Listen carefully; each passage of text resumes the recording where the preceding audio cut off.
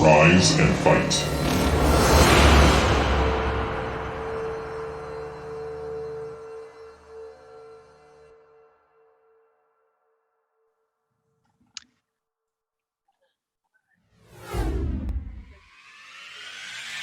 Hello and welcome everyone for tuning in to yet another BSL Races Championship. We are here at day 5 and joining me on the mic here is my good buddy Raz. So what's going on, Raz? How you doing, man? I'm very good, Machine. How are you tonight? I couldn't be happier, man. We have a wonderful bunch of matches between a bunch of monsters in the foreign scene to look forward to tonight. So yeah, man, I really couldn't be more excited. Yeah, I definitely agree with you. I can't wait to see some of these players get into it tonight. This is definitely some of the who's who of NA in South America. So and we have Avi-Love joining us from Europe, probably with the crazy sleep schedule, but I think it's going to be some really, really good matches tonight.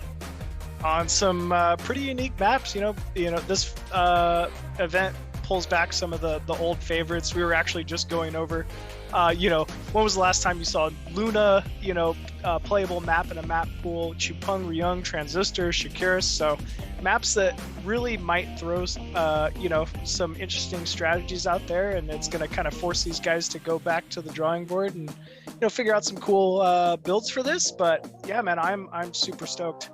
Yeah, I think it's going to be exciting to see some of them pull out maybe some older builds or see how the new meta works on some of these maps and how they'll definitely adapt as they go through these games and what each race picks as their map, right? That was kind of what we were talking about. Some of these maps are definitely not favorable, so it'll be interesting to see what people kind of pull out as we go. Yeah, man. I mean, the whole story of this event is really just a battle of the races, right? We got Protoss currently in the lead at 13 points.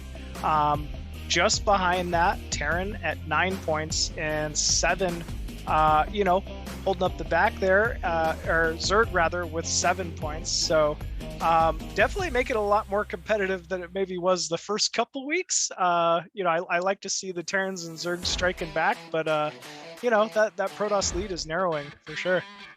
For sure, and I think tonight we're definitely going to see some really tight and close matches. I'm really excited to see some of these players mix it up, especially someone like Nyoken, who we've seen as our caster, who's back in the United States, and he has been playing and streaming a ton, and he's been climbing to 2,500. So it'll be really great to see him mix it up with some of these players as well tonight. I'm excited to see what he puts out.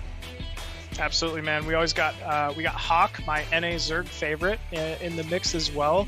Gosudark, incredible, up and coming. Starting to really make a big name for himself in the BSL leagues. Kwark, obviously a staple Protoss player. Dandy and Terror holding it up from Peru here. And as you mentioned previously, we got Avi-Love. We also have Jiren, aka Babo. Definitely a wonderful lineup to look forward to tonight. And I think going into game 1 here, it's going to be the Terrans facing off against the Protoss. It's going to be Terror here from Peru going up against Gosudark on the map Power Bond. What do you think of this? So I think Power Bond, while it's nice that there's a very big open for the main, like Terran could definitely put down some turrets when there's Reaver play, but I think the third is pretty accessible for Terran, so they can get on 3 gas and then kind of push through the map. Definitely a little bit tougher, I think, for Protoss to engage in certain spots depending on where the bases end up. So I'm excited to see this. We know that Terror does like those quick, fast thirds and tries to get up to those 7 to 9 factories plus 1 immediately and macro out. So it'll be interesting to see what he does on this map. But always the question mark is Gosudark. Who knows? Is Gosudark going to go 12 Nexus? Is he going to make 3 gateways and just make goons off 1 base? Is he going to proxy DTs? Who knows what this man may do? He does it all, man. And for that same reason, it's actually an aspect of the quality of Terror's play that I really appreciate too. Yeah, Terror in general, I think maybe against a player like Gosudark might say, oh, I could just take this to late game and maybe play, strength through my mechanics there. But Terror is just as likely to double BBS proxy bunker rush in the center of the map. He's, just not someone who's really afraid to kind of throw down you know, and play some of these unusual scenarios out. So this is going to be a you know, pretty incredible match to start things off tonight. Yeah, I'm really excited. I know that Terra didn't really participate in this BSL in terms of the actual tournament, but I know he's been streaming a ton, saying on his titles, the champion is back. The champion is back, baby. And I saw him trying to push for that 2,600 mark the other day. So you know he's active. You know he's ready. You know he definitely wants to get some wins here. So it's going to definitely be an exciting start. I love it, man. And what a deserved win, right? Like, if you're the BSL champ, man, like you put that on everything. I tweet that, you know, I'd get a t-shirt with my face on it that says BSL champion. Like, I'm super excited to see this guy back in form, ready to give it his all this season. But yeah, man, this is going to be a good match.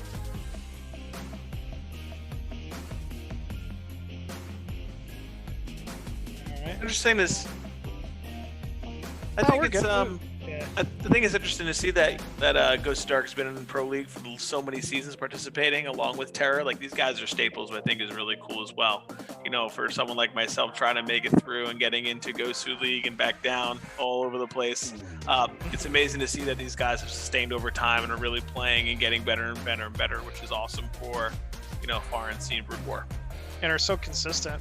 You know, a player like Terra who streams so regularly really gives back so much, you know, to that community. He's constantly playing in, you know, show matches. He's constantly competing in just about every tournament he can find.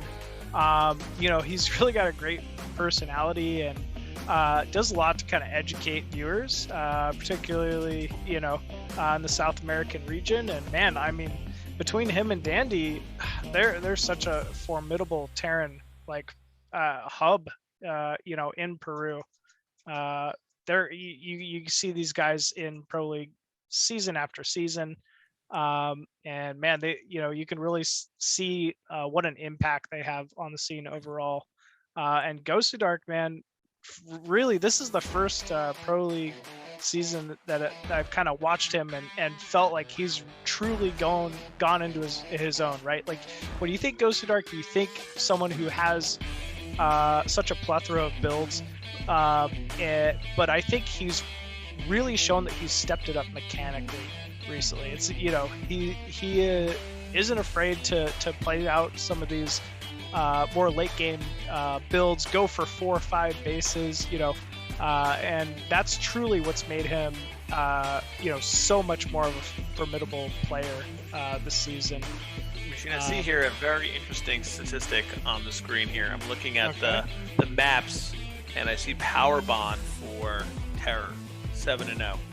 2 versus Protoss, 2 versus Terran, 3 versus Zerg. So Power Bond must be a map that he likes, must have some good strategies that he's going to be using. So I think it's definitely going to be choke points. You know, anything that has like high ground main and massive amounts of choke points throughout the map is, you know, generally going to favor Terran, right? Terran really wants to kind of cut corners. You know, if you're not able to surround a Terran army well, it's harder to trade against it. They can, as well as they can use advantage of like neutral areas, being able to siege tanks over cliffs, you know, block off ramps. It honestly looks like a pretty terrifying map to try to engage, you know, especially if the Terran is, you know, good enough about placing buildings to block entrances, exits.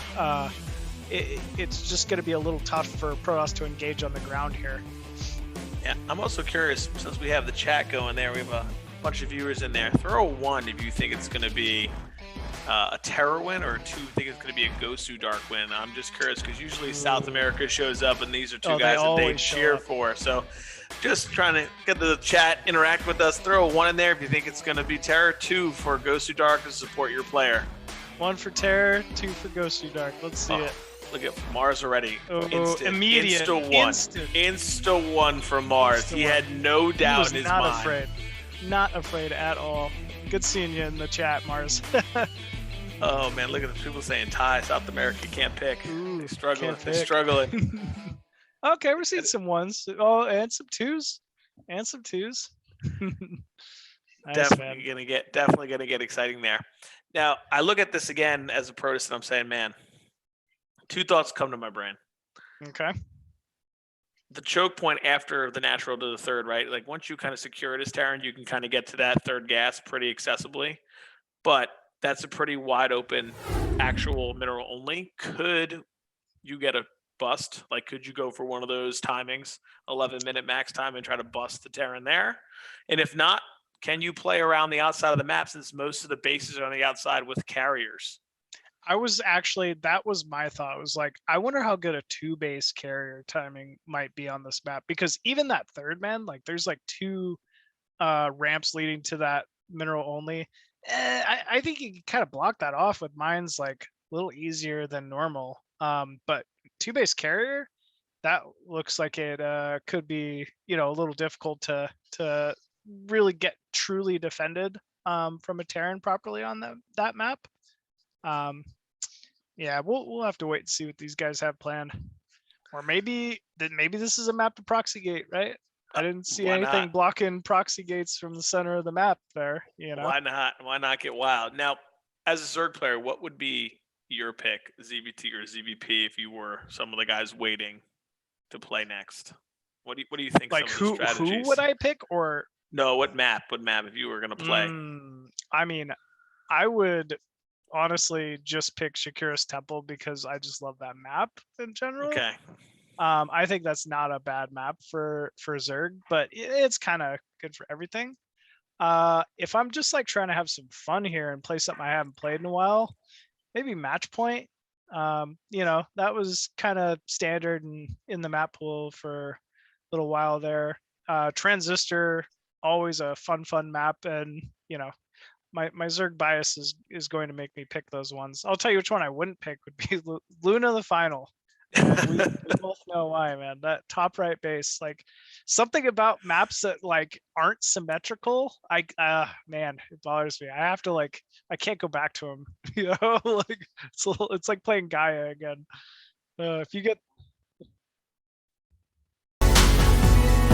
we will have Terror being replaced by Nyoken because Terror is AFK for now. So we will start with Nyoken versus Gosudark, okay?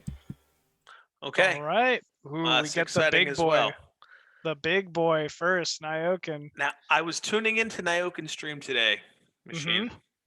And I saw 2 games. I saw 2 games against 2400 barcode Protoss, who Nyoken looked up, and it was Gosudark. So today on ladder, Nyoken took out Gosudark 2-0. So we will see. We will see here. Gosudark definitely probably wants some revenge for those losses. So I'm curious to see what happens. I'm interested to see that too. And ladder matches mean nothing. We are back. Sorry about the little technical issues. But we're ready to rock and roll, and we've already jumped into the game. So we have here in the mid left, Gosudark as the blue Protoss. And spawning at the top right of Power Bond as that red Terran from the United States, we have Nyoken. All right, we see Nyoken already with a little bit of an advanced SimCity there. Will he? All right. Putting the factory there as well. I like this. So that way, if he does feel any zealot pressure, he can micro those Marines in the front. And still get the factory up. Pretty standard play from both. We're seeing, that quick factory, but Nyoken pulls off gas, so this is probably just going to be a 1-fact expand. Meanwhile, Gosudark definitely got that gateway in the main, and a little bit of probe scouting. I don't see a zealot moving across the map, so this is most likely just, kind of a greedier straight into Dragoon play, which is fine, as you'd expect to get away with against a player like Nyoken, right? Nyoken's looking to drag this game out as long as humanly possible. So he's getting a good scout off in the main. First Dragoon out for Gosudark. This will, be a little annoying, be able to deny some of this scouting here, unfortunately. But at the same time, Nyoken not allowing that probe to get in and get any more vision.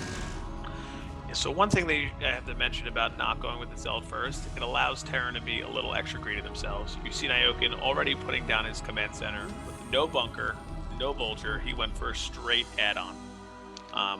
So, because he knows there's no pressure other than one goon, so he's allowed to kind of cut some things out. Now, he does have to be careful here. He's got to get the bunker up before the second goon comes along. Oh, he sneaks in the very probe. nice probe there from Gosudark. Wow, going to get that full scout off, confirm that add-on on the factory. But still, whoa, what a very nice scout. And who would even think to look for a scout at that time? Probe does go down, but not before confirming a few things. Bunker barely gets up in time. He's sniping that SCV, building the command center, trying to even out the expansion time. That's a really good play. This one Dragoon has to be careful. All right, he pulls it back. I'm actually surprised that Gosudark didn't maybe try to run by. I guess he sniped the SCV, so he just wanted to take the win and be out. And we see an immediate robotics facility going down. I think he knows that tank is, on the way pretty quickly because of such a fast add-on time. But still, picking off 2 free SCVs and slowing down the natural command center, that's not a small feat. I think Gosudark is doing what he's got to do to really kind of keep himself in a secure position in this game. And we see the second gateway go down, which leads me to think it's going to be more observer play, at least right away in the beginning, and just maybe expanding into a quick third.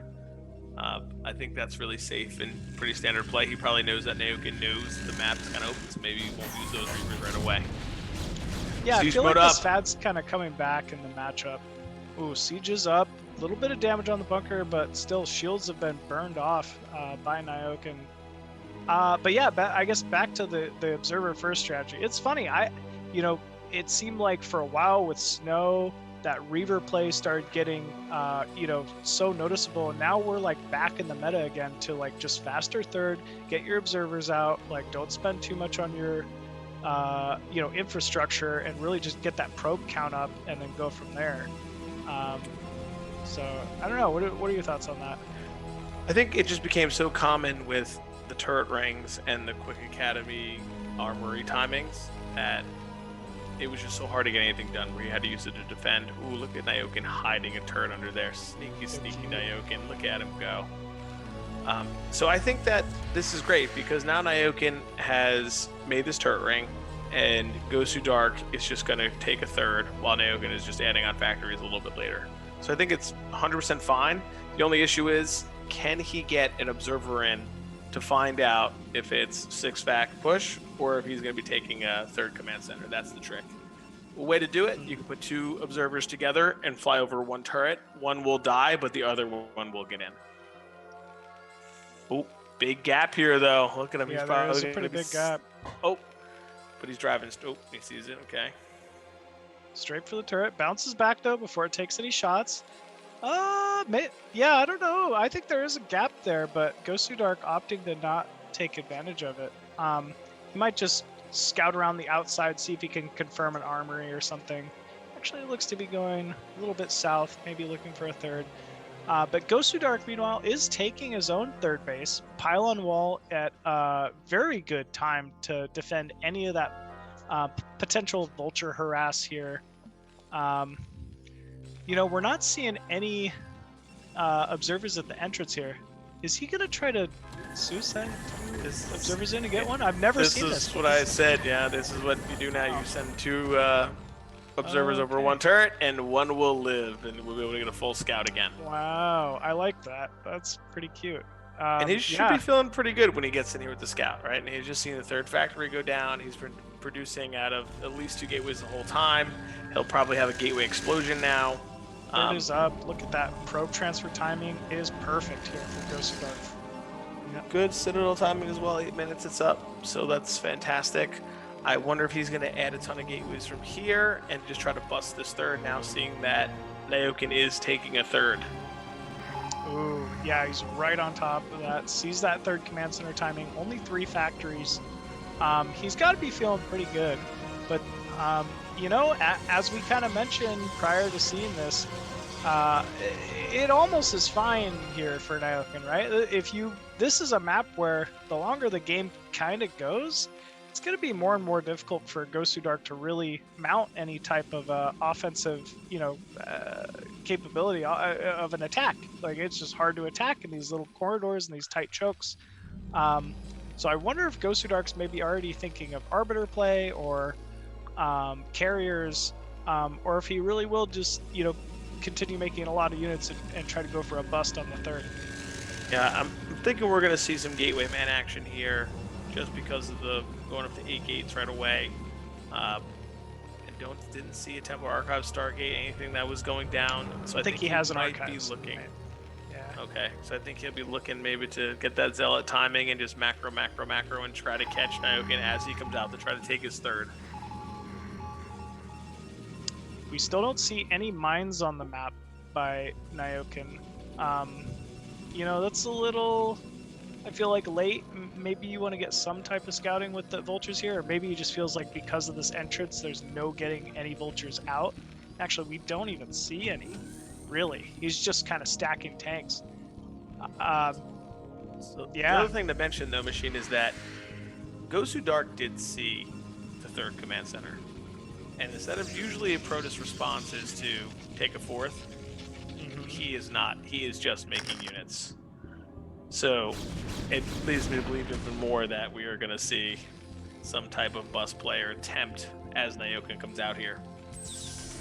And Nyoken's just cool as a cucumber here. He's got that third command center. It's almost even bait. He's like, it's just sitting there, not blinking, but it doesn't matter. Like he knows that he could delay the third a little bit just to get that safety, make those extra units. And actually, we do see a Stargate in the main for Gosudark, so most likely going to be transitioning into some type of Arbiter play. Ooh, double Stargate Machine. Oh, double. Is that carrier? Is he going carrier? Right here, we have an engagement. He sees that he's moving out. I do like how Nyoken did siege up against the wall. He's pushing back, but Zealot's getting on top of those front tanks. Only one tank sieged on the high ground as well. This is big damage here for Gosudark. I think there might be too much Protoss here, Machine. I think that Nyoken might be in a bunch of trouble. We see more Zealots just rallying across the map. That Marine is a hero with 6 kills right now, but I just don't know if it matters. Yeah, I'm not sure if it's enough. The tank count's already been reduced, and we still have, a group of Zealots and a group of Dragoons for Gosudark here at the natural. SCVs being pulled, blocking the ramp. We do have a rally of Vultures coming out now. They do clean up the Zealots, but unfortunately, it just doesn't look to be enough.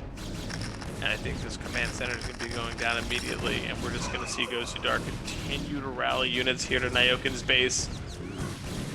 Oh, this is very unfortunate, and I think this was like what I said. I think it's just very difficult to get to the third. Once you do, you can secure that third gas, but Nyoken wasn't able to do so. And I thought he took a good siege position up against the wall and had some tanks on the high ground, but it just did not matter. And now Nyoken's supply has fallen below 60. Yeah, Gosudark sitting at just about double the supply of Nyoken here. Tons of SCVs are lost, that natural command center as well. Gosudark continuing to kind of put on this pressure and prevent this natural from being taken. Nyoken trying to capture some of these Dragoons rallying away with these Vultures. Good mine placement. But yeah, he's in a world of hurt at the moment. We see double Arbiter, so eventually in about a couple minutes we're going to have double Stasis along with all of these units rallying. I'm just not sure how Nyoken's going to get out of this and secure ever the third base. He lost that command center at his natural, so he floated the third, and we see Gosudark immediately transition to the third Stargate. I like with the fleet beacon. I think this is a fantastic decision.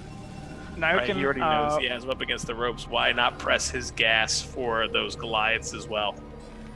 Yep, exactly. Reducing that gas count at the natural for quite some time is really going to hurt. He's got to get some kind of, Goliath force to be able to deal with these Arbiters and carriers, and unfortunately, he's hurting for resources at the moment. We see Nyoken has a dropship on the map, so he's looking to try to get some harassment done on the probe lines, which I think is a really good choice. A lot of times when Terran is behind, this is a way to kind of get them back into the game just by dropping all over the place, taking out probes as he can go, and just try to slowly creep back in. But as we say, that Gosudark is now moving to take a 4th base. Yep, he's got that 4th base. He's got 3 Stargates pumping, Arbiter Carrier on the way. He's done a pretty good job with this contain, only allowing a few units to slip out here. And actually, probes being pulled at this 4th. Pretty good cannon placement. Oh, wow. Good probe pull here from Gosudark. Wow, he was on top of that one. And Nyoken going to be forced to lift that siege tank. So, man, just everything not really going Nyoken's way here. Tank goes down and dies immediately. So, yeah, shoot. This is, looking like a runaway Gosudark game at the moment. Yeah. Is that a 3rd command center? Yeah, I mean, Nyoken's he's just got to get some resources here. And he knows it. I hate to say, he did lose the barracks and his eBay. He remade the eBay, but I'm not sure if he did the barracks right now. Whatever his factory count is, he will be stuck on 2, 4, 6. So not bad for what he has, but I still think that we're gonna have a tough time getting out and taking anything on the map right now. We see double the supply right now for Protoss. Yeah, it's definitely going to be a tough time here for Terran. Gosudark, he's kind of free to just sit back. I feel like he could even give up the 3rd base for Nyoken and would still be fine at this point in time, So you're kind of seeing that in his play. He's kind of playing a little more passive. The Dragoons are farther back. Oh, Arbiters might catch the dropship. Wow. Good pickup there from Gosudark. I'm curious to see if Gosudark is thinking recall or just wait for stasis. I almost feel like there's no need, but yeah, I think he could just recall. And actually, yeah, it's going to be a double recall, looks like. I get a little worried about making this recall choice. That he knows that there's going to be mines laid. Just wait till he moves out. But Gosudark's going for it. He's also max, so even if he loses supply, he's healthy economy. Here we go. 2 Arbiters flying in. First recall, massive recall in the main of Nyoken. And a second big massive recall. Okay. I take it back. Yeah. This is definitely the game-ending play, and there it is. GG from Nyoken. Well played by Gosudark. Yeah, very well played. What can you hate on there? Gosudark, I mean, from the beginning, doable, like match point. Man, Chupung-Ryeong, that's just going to be an odd one. I'm not even sure how that would be for the matchup. It's just been so many years since I played it. But yeah, we'll have to wait to hear from our Zerg team here and see who they send out. Definitely interested to see who they're going to send out on the map that they choose. Hawk, Jiren, and Avi-Love all strong. ZVP, definitely a little bit different styles. So that might play to the map. Here we have the team chatter. Let's see who's going to make it happen. We'll have to see. Don't see much of the Zerg chatter going crazy yet. We do see a good luck Gosudark from Dragon, though. Dragon, teammate to Protoss as well. We've seen him prior weeks, and yeah, another tough Protoss that we have to look forward to watching tonight. Very excited to see Dragon get involved in their play. Yep. So, Team Zerg here. Maybe Avi-Love? Avi-Love says he's vegan. That might mean he wants to fight. That could be it. I don't know. He went crazy. Avi-Love is such a character in the scene as well. Another, BSL Pro League competitor. We got to see some pretty interesting games from him, this season, BSL. And really just like a strong macro player. And I think he'd throw those strong macro players in to ZVP. ZVP, the matchup, it's most likely to go to late game, I'd say, or it's highly likely at these, this level, like kind of a competitive level. And I'd love to see Avi-Love go up against Gosudark here. I think that would actually be a pretty good match. I think it'd be extremely fun. Definitely a different style a lot of times from Avi-Love when he plays EVP. But we saw him have some impressive matches so far in this BSL, even, taking out DeWalt in a couple games, which is, no easy feat to do ZVP. He is a monster coming when it comes to PvZ and every other matchup. So to take games from him, that it is really strong. Yeah, it has to be. It just has to be. Oh. All right. Looks like it's going to be Hawk going up against Gosudark. So Team Zergs put their heads together and decided Hawk is the perfect counter here. And I like the choice personally. I just love watching Hawk play. He's such a analytical, character. Does a great job communicating, his thoughts on Zerg and StarCraft in general and how it plays out. He's going to be a fun match here to watch, and also just a fierce competitor. His ladder MMR 2408. That's is that the ladder MMR? Or is that Brewer ranking? I thought he's been higher than that. Shoot. Okay. That could have been just his BSL ladder for the season. Oh, okay. But still, it's really cool. He's just going to be a fun Zerg to watch here up against Gosudark. We'll have to see what map they end up going with. Yeah, Hawk, very strong, very strong. Oh, machine! Man, he's turned me into a liar here. Machine! I can't believe a Zerg would pick this map. He wants Luna the final. He wants it. If you're Protoss, maybe just because the natural is so wide, right? It's one of those maps where if Protoss doesn't get top left or something or bottom left, then maybe you just Ling run it. But I don't know. We'll have to see what Hawk has planned here. I will say definitely top left a little bit can be a little more challenging to create a good wall for an expansion right away. You think top left? Okay. Yeah, I think it's a little bit trickier the way that it's set up. And we'll see if the players have prepped for it. It's this map I haven't played at all in probably a decade. It's maybe scary. 2-gate. Maybe a 2-gate might be the way to go, and Gosudark definitely has it up his sleeve. So I'm excited to see what both players are going to pull out in this matchup and what they're going to do on this map. So it's going to be exciting, and here we go.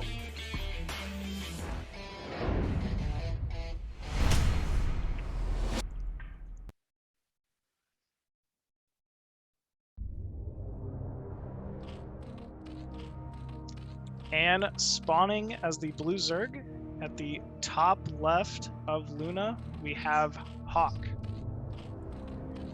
And in the bottom right, our red Protoss has a win already.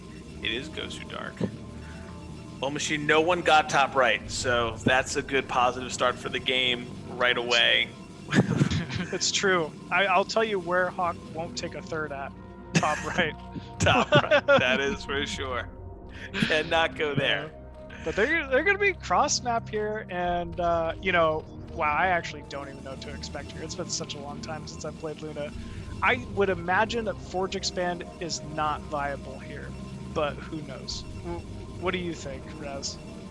I think if he puts it all the way as the natural opens up, he could probably squeeze it in. Yeah, just go Forge in the bottom and Gate on top. It's not as big as I was thinking. Okay. I think it's still going to be a massive opening there, but if you do that, at least you're going to have two cannons that are a little bit further back.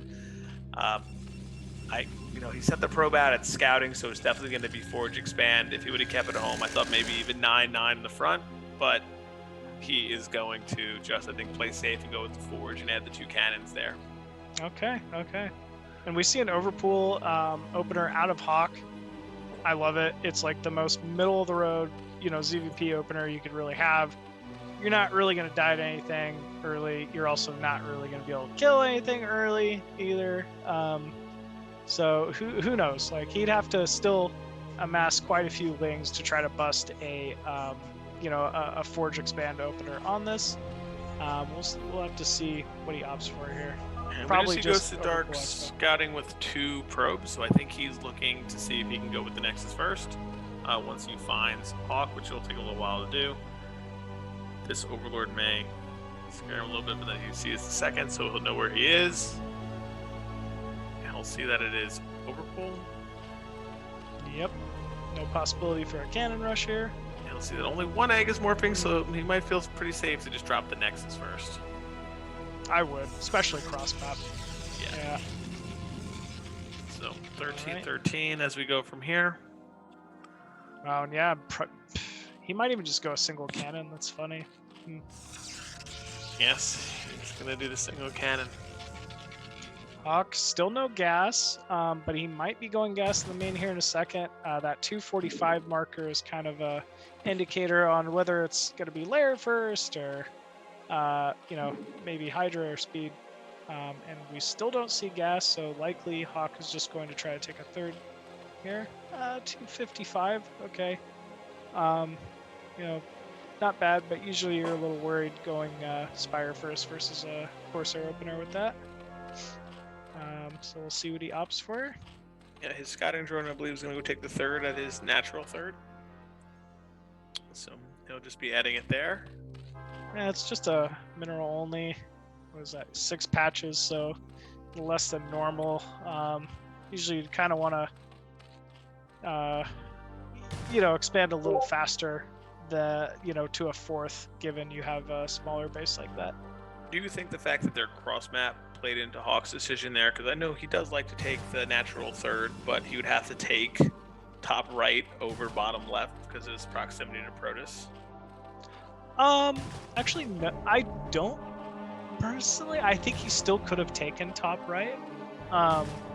You know, but I could be wrong about that. I guess it is a little bit closer to Protoss, but I think he still might have been able to take top right natural as a third.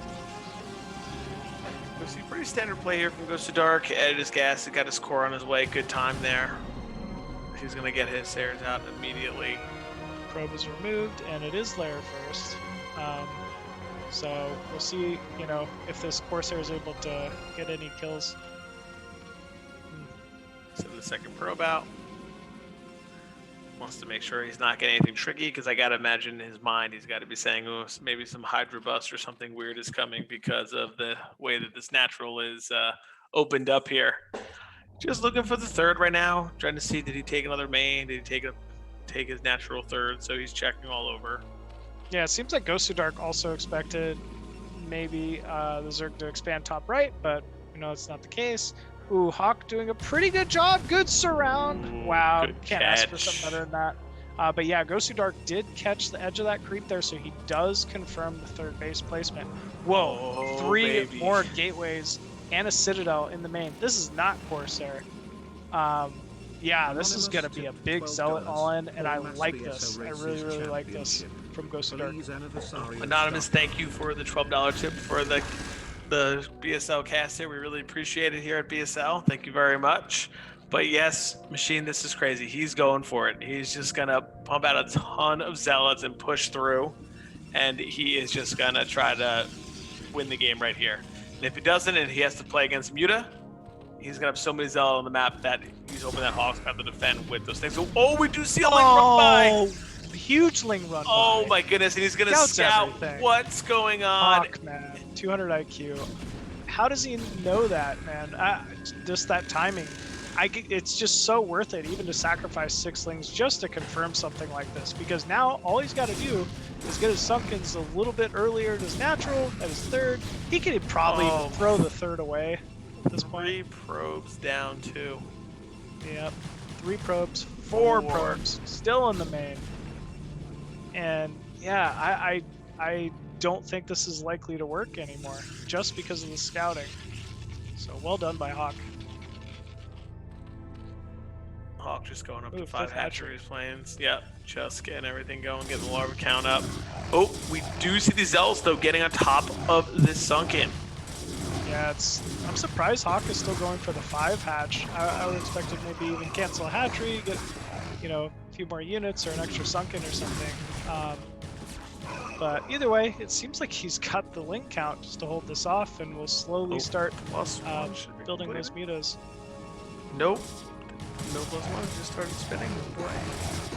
So all these Zealots trading without +1. This is huge for Hawk. This is a way he could be very, economical about this. Some mutas in production. The gas has been spent, so likely 3-4 mutas are being built here from Hawk.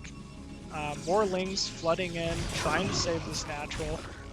Sunken is complete, and yeah, Zealots join the weird lings. here, Machine, because of the bases now. He might be able to get in the base. Maybe his plan was to just start sending Zealots all over the place because of the way the bases are set up, like that sunk into the natural. Still doesn't block from getting into the main. Either way, though, these are expensive units for Protoss. Every one of those is 100 minerals. You know, he's throwing, Nexus squadrons into these fights. I think Hawk, just by having these amount of units, is going to slowly bleed Gosudark out of this. What is Gosudark making behind this? He's got to have Corsair, or he's got to have Archons. He barely has the cannons he needs to protect the mineral lines. But we still see these Zealots getting little kills here and there. Yeah, he's just sending them all over, just trying to keep Hawk's Muta busy as his cannons get up. And he gets some of those Templar as well. Oh, great drone pull there. Really, really good. Really nice drone pull. Really, really good. And that's how you get those small advantages, man. Just a drone here, save a drone there, and it just snowballs. I haven't seen the Nexus blink that much. I think he cut a bunch of probes to make sure he can get up all these cannons and things like that. His probe count definitely feels light. We only have 11 probes mining in the main right now, and about 11 with 4 Zealots. I think Gosudark cut a bunch, and he's definitely feeling it right now in his economy. Now for Hawk, we're starting to get into some pretty serious Muta territory. It won't be long before he could start one-shotting High Templar, picking off Zealots, and we should also, or he should be thinking about his 4th, and I'm sure he is. He'll likely try to take that top right expansion as soon as he's, feeling comfortable. He's able to hold off these timings. Ooh, double Archon timing coming in here, though, from Gosudark. That's a lot of splash potential. Yeah, I think this is a big move out for him. I think he knows he needs to try to get at least something done. Like, he's committed a lot to this build. He's cut some probes. Can he bust in here and take out Hawk's main or natural? Yeah, this is actually a scary amount of Zealot Archon. Muta trying to targeting from Hawk. Yeah, this Archon. Is what I was worried about, Machine. These bases in these spaces right here, just been able to get up the ramp and into the main. Fantastic micro, though, from Hawk.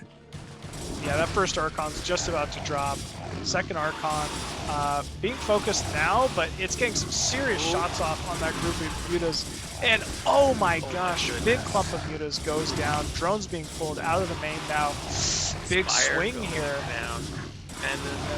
And the spawning pool. Those 2 muta are going to take forever to kill those 6 Zealot machines. This is definitely an issue.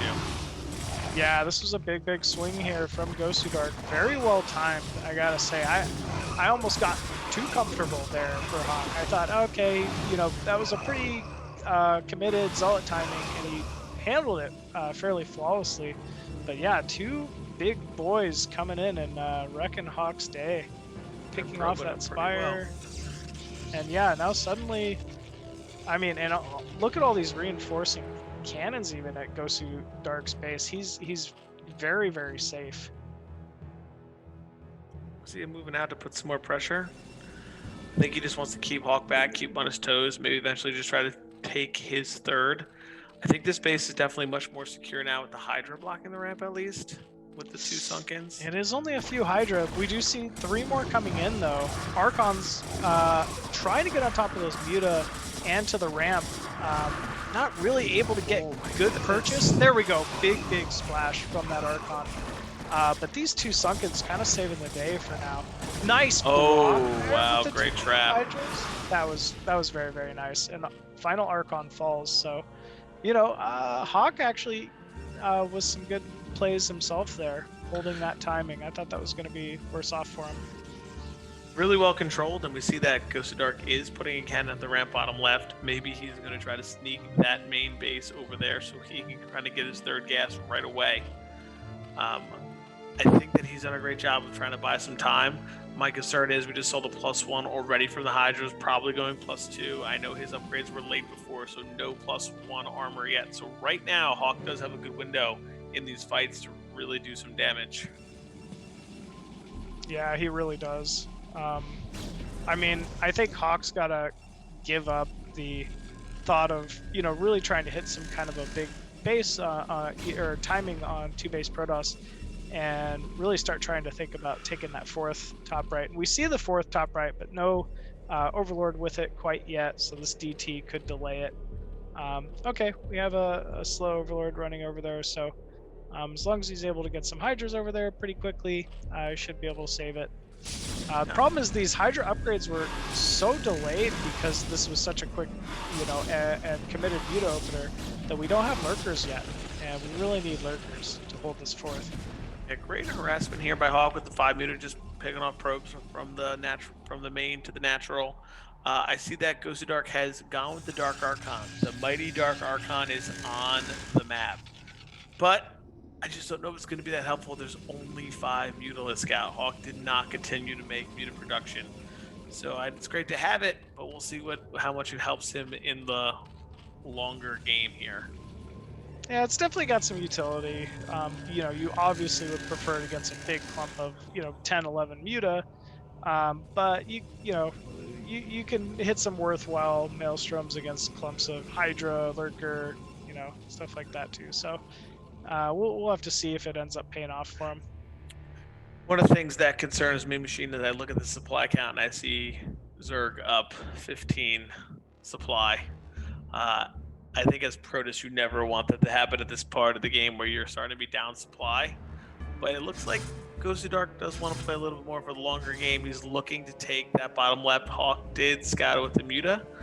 But I think he's hoping to maybe take a 3rd, secure it, and kind of drag the game on a little bit. I think that's honestly a really good plan. If he gets on the map and he gets his army wiped, the game will be over. Yeah, absolutely. Oh no. Oh no. Oh no! Oh, yeah, you can't be losing this Templar. Okay, good Maelstrom going down to save one of those Templar. And actually, wow, Hawk coming in, able to pick off that Templar anyway with this group of Mutas. So yeah, that was also a rather big swing here. We do see the 3rd base going down for Gosudark, and it's completely reinforced. So maybe if this Gosudark can kind of just draw this game out and eventually take that natural, he might be in a pretty playable position. He's still got a Dark Templar top right ready to harass the 4th base mineral line, but Hawk doesn't seem too worried with getting that saturated. Superstorm over this first group of Hydra. And wow, lots of Hydras just running in here to this cannon line. Gosudark pulling reinforcements from the main. Zealots leading the charge here. Dragoons sitting back. And actually another nice storm going down here from Gosudark. But this is just so many Hydralists. Yeah, I think he made a little bit of a mistake there, Machine. He stormed with 3 Templar in one spot. That was multiple storms over those Hydra. It does like that 3 times location. the damage though, right? Yeah, 3 times. Yeah, 3 times the damage, all right, in the same spot. So, yeah, shoot. Cannons going down in the mineral line. The last Templar does fall here for Gosudark. And man, GG's call. That was really unfortunate. I thought he was fine until, like, that, that one storm misclick, and, it happens to the best of them. Sure. It does. It's definitely tough. In that moment, you're trying to make, good play with the lower unit count, trying to come back. That's definitely not easy. You see all these Hydra coming in. Maybe if he gets the storms from the 3, he would be able to be all right, but unfortunate, but good game from both players. I thought Gosudark did the best with what happened in the game, getting scouted, whatnot, trying to break into the main. He definitely played it well, but Luna Hawk is our map, victor here. Didn't pick the map. yeah. But yeah, Hawk played super well. Definitely love seeing him in the mix there. Looks like he absolutely had a plan for Luna the final, and that paid off. Zerg is on the board tonight. Right. We're back to the Terran players. Is Terror awakened? Is he up from his slumber? Nyoken says Terror next. Ooh, so we're gonna see some Terror TVZ against Ooh. Hawk. against Hawk. I don't know, man. I feel like I've seen this a few times, and Terror usually has Hawk's number. But Hawk, you know, definitely no slouch in the ZVT matchup. I've seen him play, you know, against Terror, against Dandy, against Nyoken, against, you know, so many top Terrans, and he could definitely hold his own. It's definitely going to be a fun match to watch. Definitely excited to see it.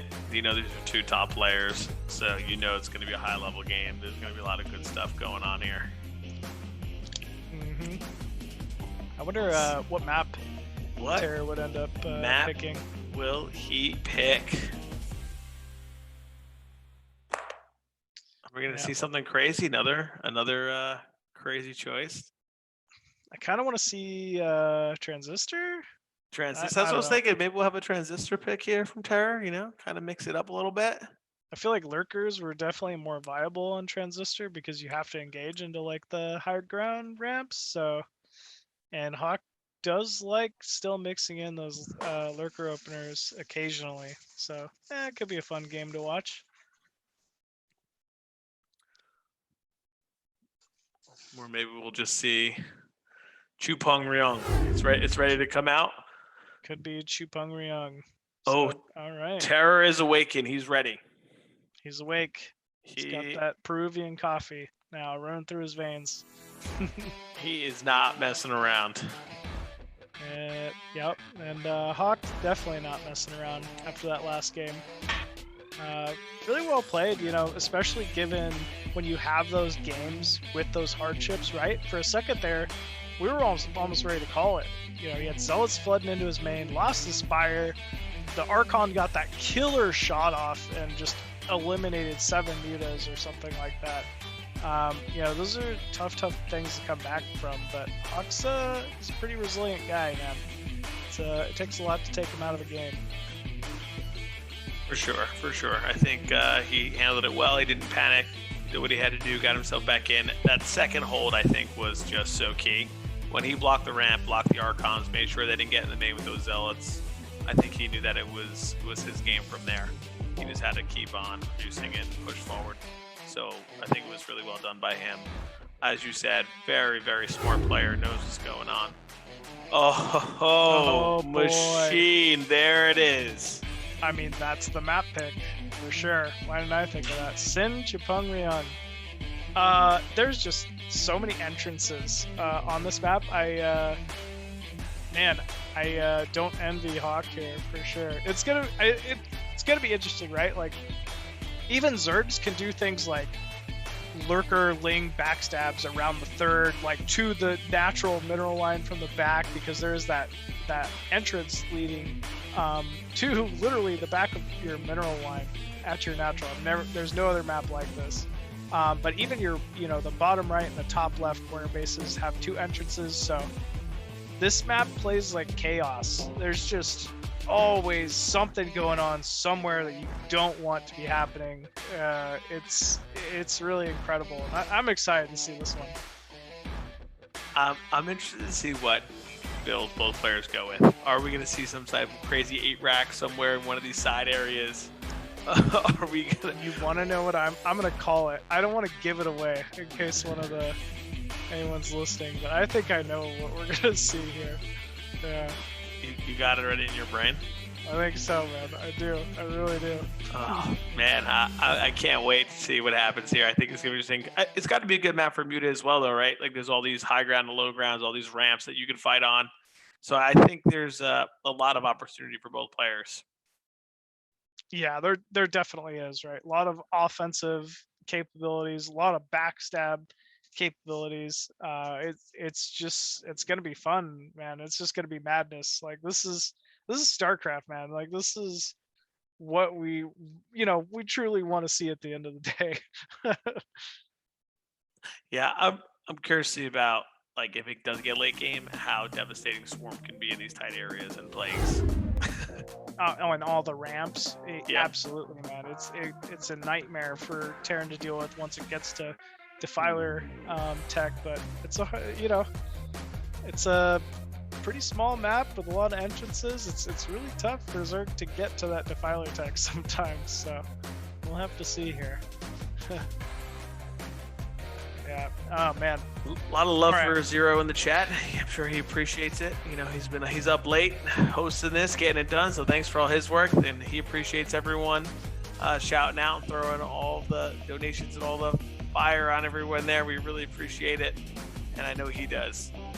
Yeah. Thank you, Zero, for everything you do, dude. Yeah, we are excited here, man. You know what? Okay, I'm just gonna say it. We're gonna see BBS out in the center. No. Yeah, we are. Yeah, we are. I remember playing this map a while ago, and that was like the popular thing to do from Terran. So I almost hope that no one's listening to me from the Zerg side, but man, BBS was mega popular in this map. Zerg player rooting against his own kind. How could he? Yeah. I was just too excited, man. I had to say it. It's gonna be fun to watch. I think Hawk is so smart though that he's gonna do a pull first. If you really want to get nitty gritty here, I think Hawk's gonna do some kind of a pull first play, but we'll have to see. We'll have to wait and see here. I've been waiting for this map to be the pick tonight. I've been waiting for this someone to pick this crazy stuff, and I feel like the last time we casted, Avi-Love picked the crazy island map versus Terra. So Sparkle. Yeah, Sparkle. He got the Sparkle pick. So Terra just getting out here and just going crazy with all these different maps. I love it. I love it. Not shying away. Nah, man, he's a veteran to this. He's played through the era of StarCraft, so he knows these maps like the back of his hand. I would expect him to pick a map like this in a series. He's just so good. He knows it, and we both called this is a great map for Terran. We knew this is going to be a good one, so we'll have to see how this one plays out. I'm sure. Okay. All right, we're just restarting StarCraft real quick. But yeah, we'll be going into the game here momentarily. Blizzard loves to interrupt the BSL events, ladder resets. It's like the one time they decide to do something right. Is Zero streaming? Let's update something. Let's change the map pool. It's been a year. They love to get them. They love to get them. Yeah. They're gonna, as soon as the ladder starts, boom, 1 week in, they'll get it. They will get it. It'll get it, man. Oh boy. We are a little overdue for a ladder map reset. We probably are. People probably haven't been too upset because the maps are at least. They are good. They've definitely been good ladder maps. We've had rougher seasons for sure. When Plasma was on there for 2 seasons, everyone was ready to poke their own eyes out. So except Future Light. love that map. Just love that map. Yep. Oh man. Loving it there. So I wondered, I got Protoss in the background here. I'm thinking what they would want versus what. I know if they play against a Terran, they definitely don't want Shakuras Temple. If they play against a Zerg, I'm not sure what would be so bad. Maybe Transistor should be fine. I think the rest of the maps are kind of okay. Whiteout? Maybe Whiteout? Whiteout can definitely be a tricky map. It can be a little tricky. Match Point also tough map to really forge expand, right? You have to forge expand. You don't really have a choice. Right. You have to with the way this opening. But 2-player map, easy to split, but Zerg can get pretty tricky on there. So got to be careful. I feel like I saw a lot of 9-hatch Floods ZVP on that map. For sure. That map can be difficult. All right, and here we go. We're going to be getting into our next map. Hawk vs. Terror.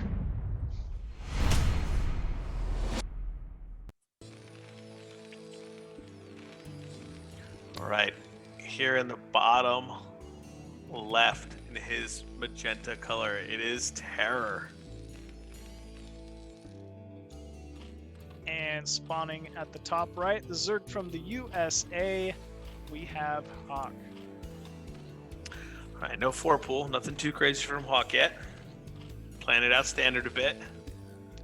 I'm telling you, I just remember like center, like not even center, but like double like 10-10 racks or even something like that at your natural was really popular from Terran. And you just kind of pressure forward with a lot of Marines early on. Machine. Yeah. 6 Oh, racks. 6 racks. We saw Terror do this in a previous show match, and this is an odd one. It's almost like you're expecting a 4-pool, and you're just going to counter it really hard, or any kind of early pool play. So I was totally wrong. And yeah, we're gonna see like this is almost like defensive when you're building it right next to your Wow. command center like that.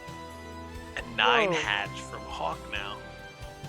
This is defensive as well. I think Hawk really is just, you know, maybe savvy to what's possible on this map, and wants to just, you know, sacrifice a little bit of econ, make sure he gets a natural base up, and can secure it. So I actually like the adjustment here from Hawk.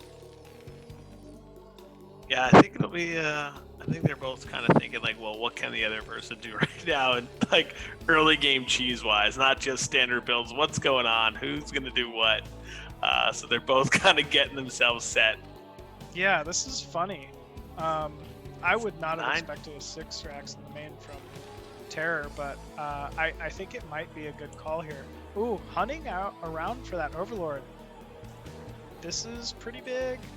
Unfortunately, it's not where he expected it to go.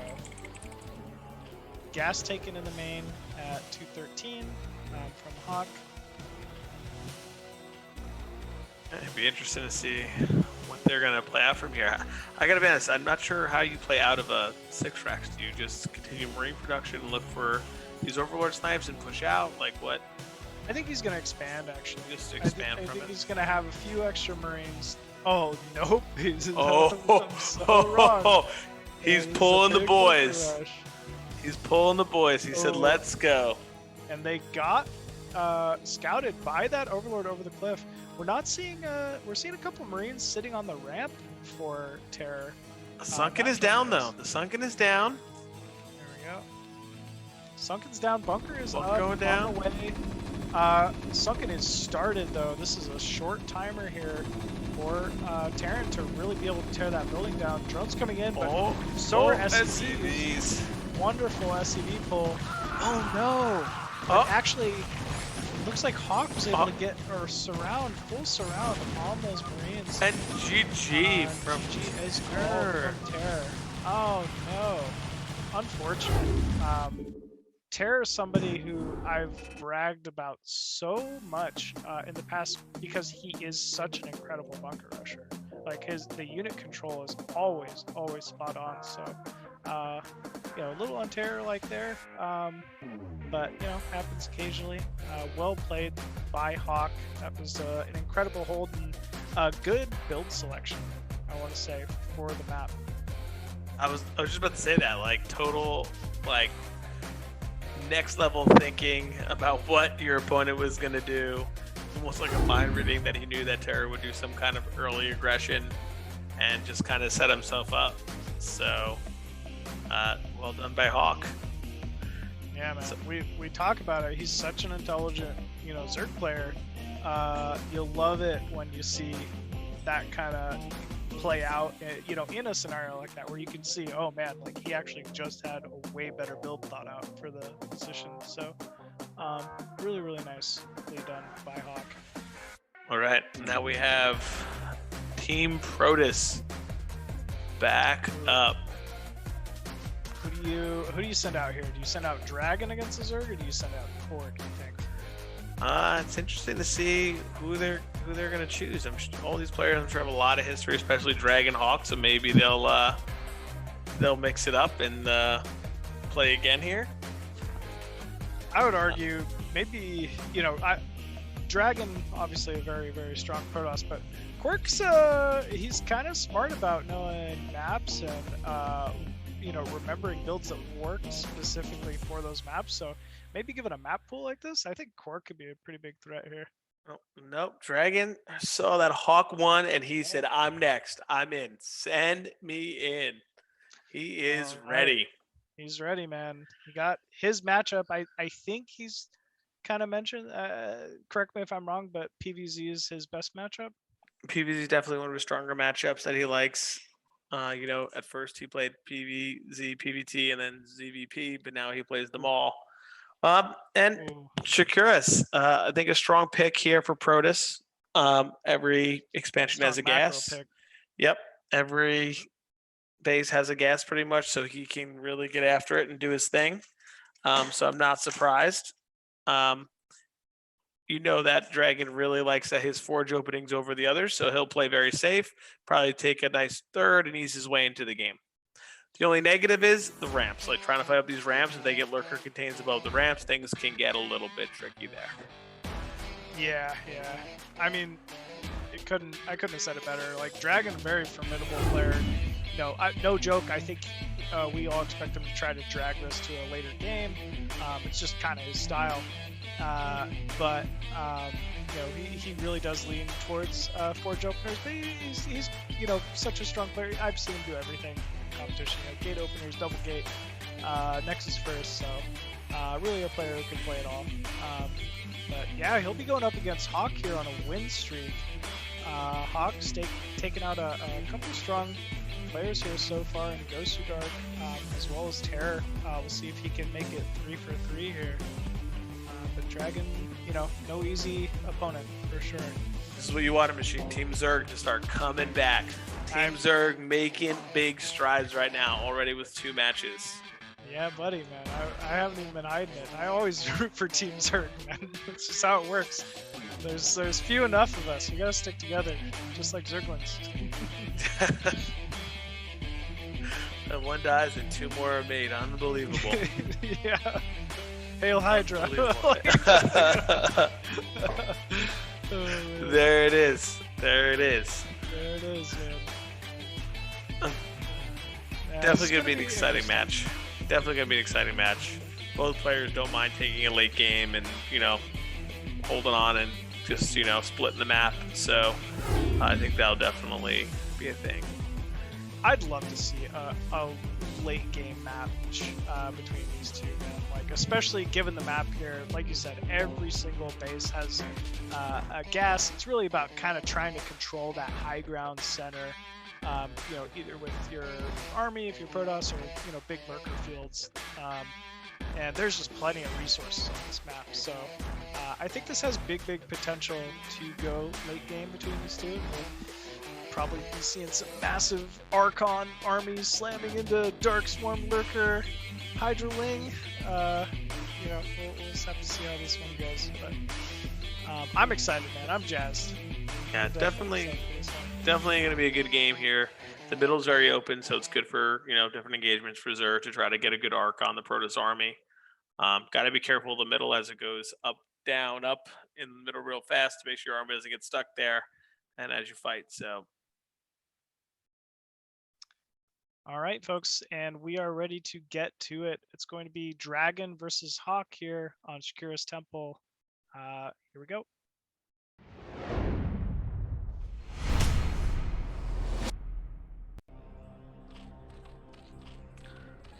Okay, and spawning in the bottom right, our Zerg player who is on a nice little streak here. It is Hawk. And spawning at the bottom left as the blue Protoss, we have Dragon.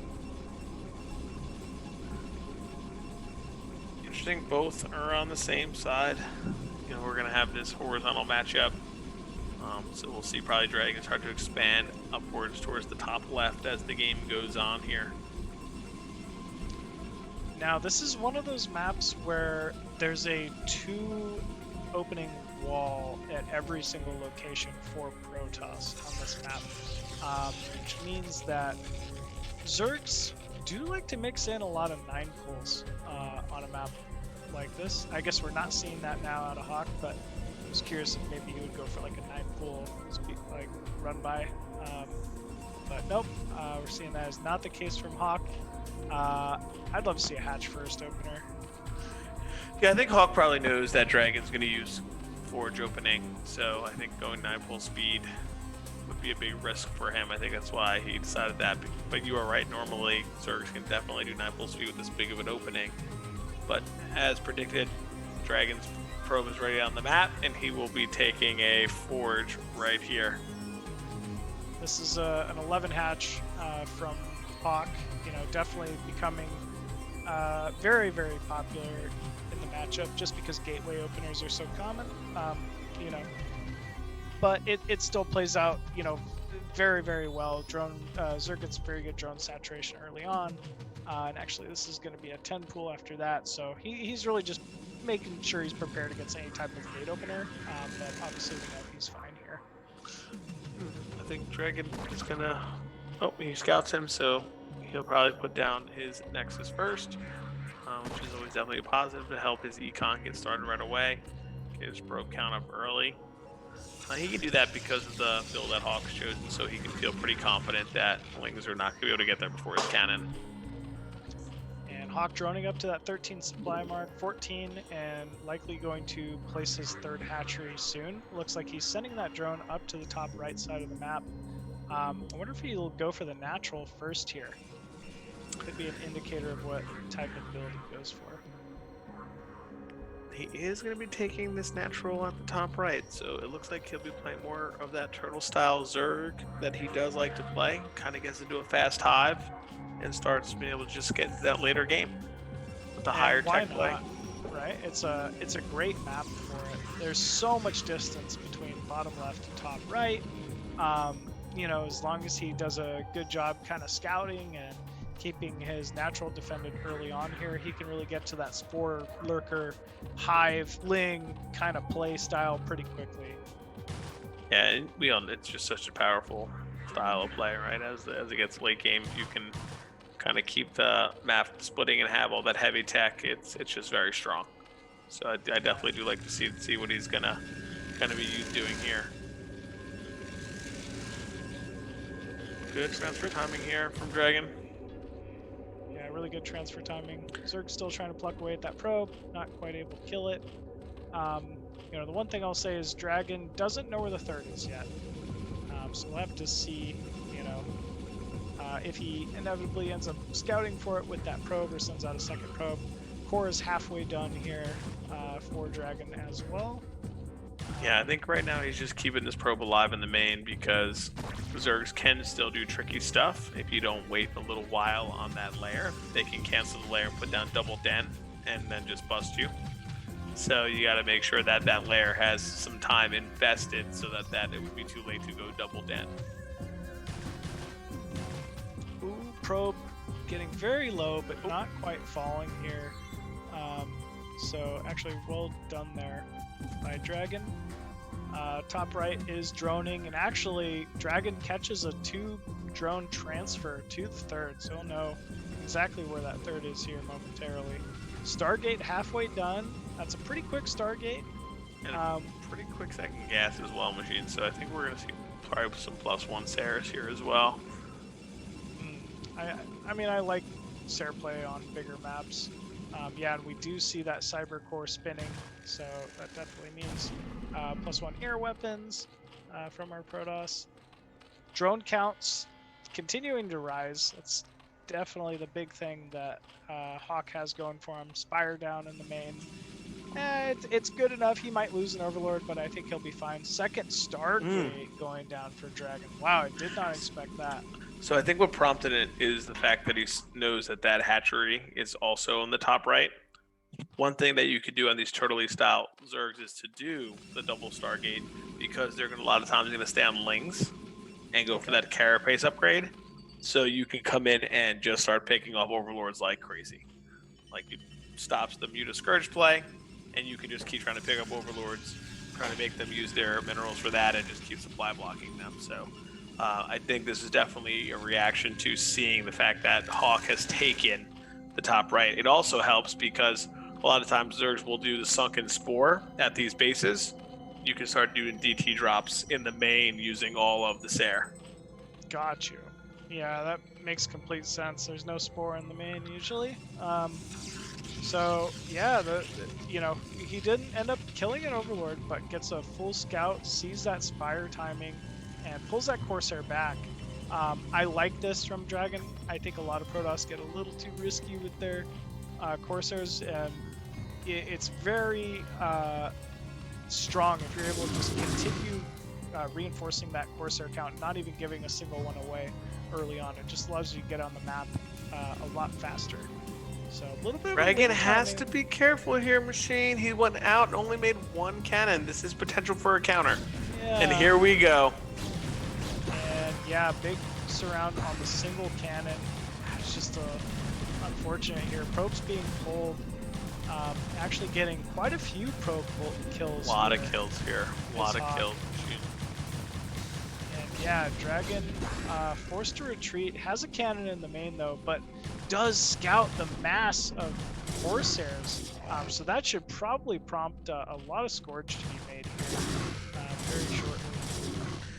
Yeah, this is one of those unfortunate things. We move out results. If the Zerg only sees that there is one cannon, they can just rumblings in and hit a counter. Usually you want to have 2 cannons before you do a move out like this with 3 or 5 zealots.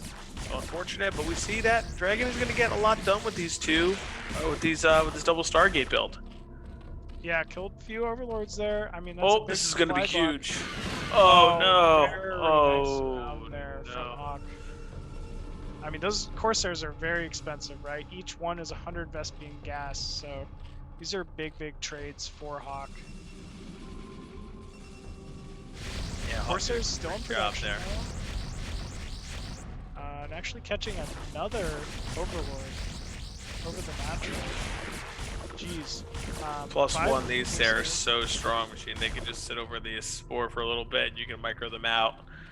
Yeah, but we don't have that, you know, special number that just one-shot Scourge. Ooh, although we saw the dumbest Scourge ever right there. Oh. Still, big connections from Hawk, and that Corsair count is reduced once again to 4. Yeah, and you know, Hawk's gonna know. He has been just making so many Sair that his gas is gonna be way low and delayed. He won't have the Templar count that he's going to want on his first move out because of how many Sair are being made here. And we have 4 base by Hawk still, and you know, every second you let the Zerg breathe, they can just build a few more drones here, build a few more drones there.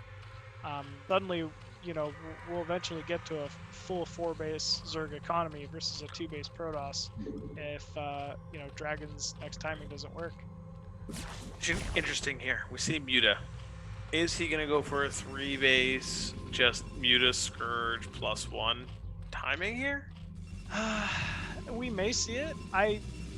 You know, based on already seeing those Mutas built, but I don't know about it, honestly. I almost would want to see kind of a Hydra transition from this, or at least start getting the Hydra upgrades. Because what if the Corsairs win? You know, eventually you might need something that shoots from the ground up. But I don't know. We'll have to wait and see.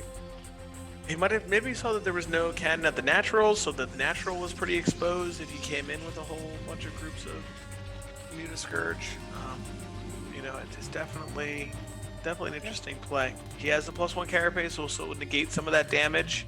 You know, his bases are very secure. No ground armies right now are going to break through this. I'd be curious to see if Hawk is getting +1 carapace right away. For his Zerglings on the ground. So he does have +1 armor, but that is a lot of Corsairs still from Protoss. We know that he has +1 attack. Ooh. Oh no. Muta getting caught out here. Scourge gets some connections, but still 8 Corsairs remain.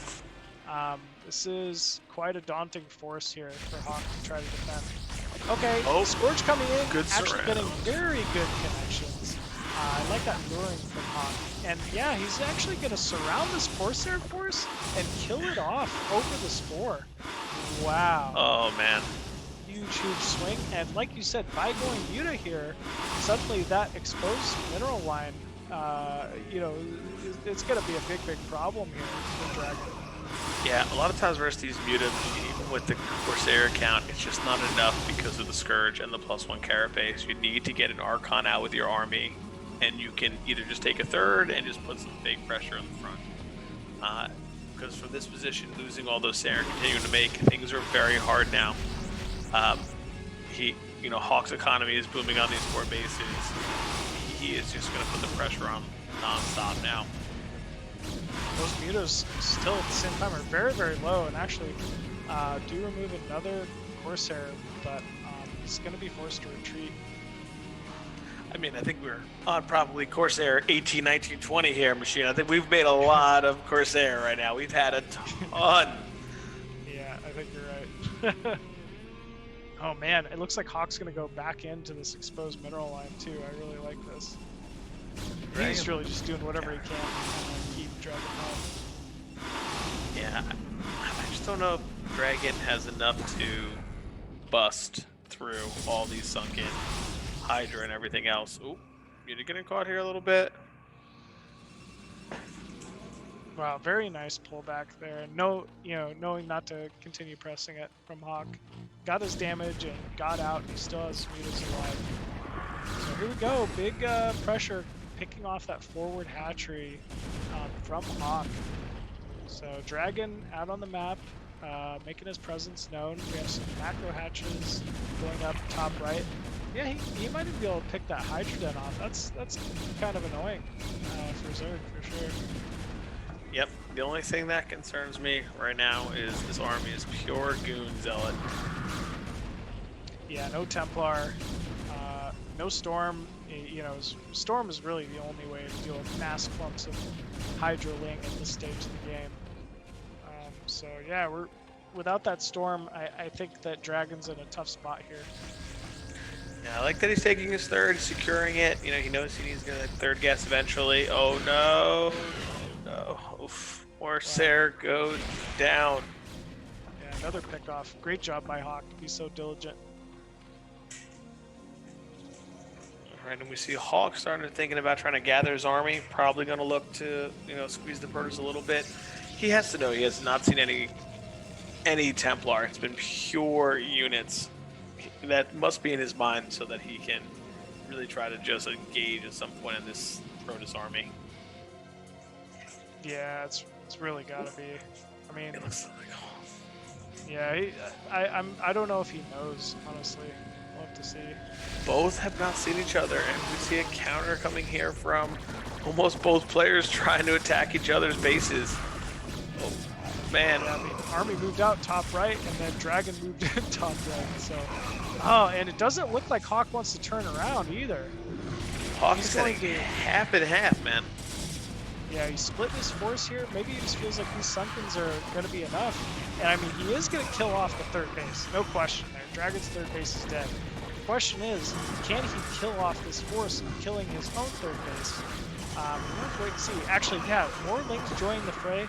It looks like it, with his rally, Hawk will just have enough to be able to defend this.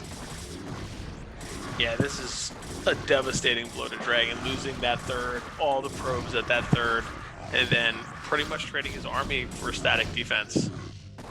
Yeah, I mean, he did take some damage here. Drones have definitely been falling. But, you know, I think he would trade the drones at this base for an entire line. No problem. Agreed, and he has so many hatcheries. He has 5 hatcheries just on the top. Maybe even 6 at that top right already. Jeez, so many hatcheries. It'll just be a moment here, and he'll be able to remax. Still on the layer tech, though. No hive on the way quite yet from Yeah. I don't know if we've seen a Templar yet, though, Machine. That still worries me for Protoss. I don't know if we have overlord speed yet. We definitely are going to need some overlords to deal with these DTs. Let's see an enemy top right. Big supply block even. Oh, we do have an overlord and it has speed. DTs are going to be chased off, so good hold there, top right. We have our first 2 Templar on the map, baby. They're ready. They're like, let me get out there. But Dragon's retaking his third, but his main is almost already mined out. So he might be on 1 base for a little bit here while you just see Hawk adding so many drones. That's always a rough spot to be in. You know, when you're behind the economy, it's, you know, all pressure is kind of on you to get something done. He is taking 6 o'clock. It's kind of, you know, a little bit of an aggressive expansion, expanding towards Hawk's, you know, main. So kind of interested if he's maybe able to do something with that. Muta coming in here, diving for some Templar, but they aren't able to find anything. And yeah, we're seeing that lurker production start to go up here from Hawk. Yeah, Hawk just seems to be securing his position. I think he knows that he has a bunch of a lead. So he's just trying to get into that hive tech, keep massing units, get to that high drone count, maybe even take a 5th. But at the same time, we have Dragon going with another expansion there in mid-left. You know, if he can get these 2 expansions both up and hold them, he can start to play himself back into this game. His upgrades are decent. He definitely has an army that can fight a little bit here. I like this play from Dragon. You know, I feel like Protoss kind of has this ability when they're a little behind like this to just sit back and double expand, and it's a very quick way to like get yourself, you know, somewhat back into the game. Let's not joke. Let's not kid each other here. Hawk is up 40 supply. Whenever you see the Zerg up by so much supply, it's very clear they're in a dominant position. But if if Dragon is going to come back into this, it's not going to be with one big attack. He's going to, you know, need to turn this into a proper game. But man, unfortunately, this is just so many units here from Zerg. I think Dragon's going to be pushed back here once again. Yeah, I think he needs to be careful. I think, like you said, he needs to do a little bit more just passive play, get bases up, expand. Because if this entire army gets caught by Zerg, it's going to be really hard to hold any of these bases. Okay, this base is getting up and the probes are transferring over, so he'll be able to secure it. Not binding his gas at the 3rd just yet.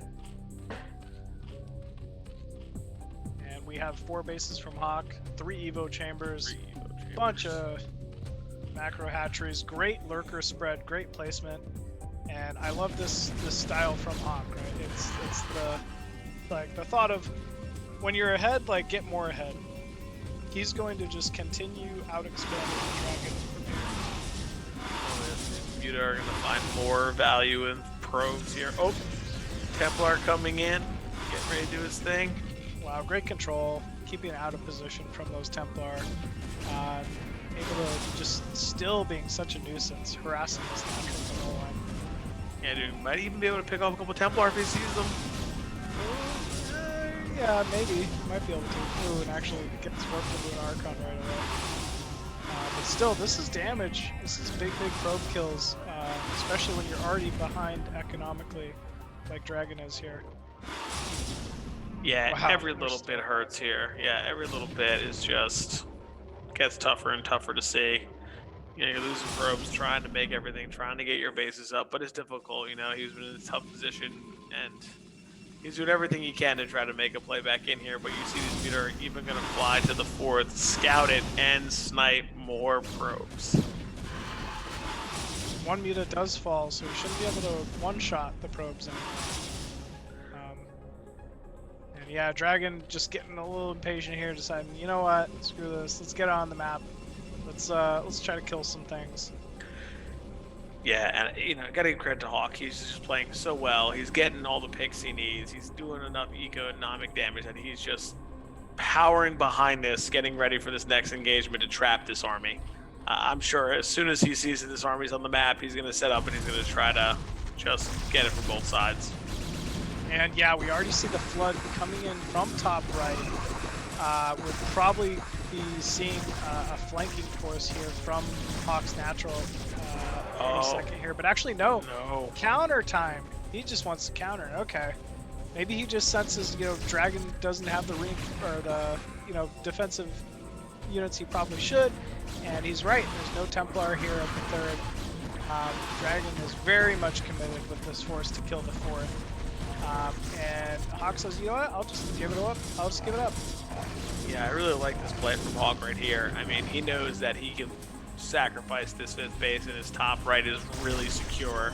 So why not just take out the rest of what Protoss has for economy and go from there? Really, really well played from him. Yeah, that is a big, big lurker field. It's already just done so much damage to this force from Dragon. It's going to be very tough for Dragon to push in here, but he's doing it. We see a few lurkers falling already. Templar getting in position to storm, but Dragon saying, you know what, man, it's just too many lurkers. Should probably try to back this force out of here. Yeah, I think he needs to try to get it out as best he can. But I think we're going to see that Hawk is just going to go for the next base to try to really just finish off any kind of economic hope that Dragon has. Yeah, this is a lot of on the map. here. Lurker coming in, Hydra Zergling getting on top of the cannons. Dragon coming in with Great his storm. reinforcements. Yeah, that was a massive, massive storm. But these But lurkers the could get on probes. that mineral The line. probes. Oh, the probes. Massive damage done to this economy of Dragon. And yeah, that was a wonderful trade. Dragon, all right, man, he's not out of it. He's taking mid left. Going to end up taking that 4th base and try to play from here. But man, this is so many units from Hawk. Yeah, I mean, we look at the unit count right now, 179 to 120. I mean, you know, it's just going up. He's almost maxed out, Hawk, as he just has another round. Get him all the way up almost.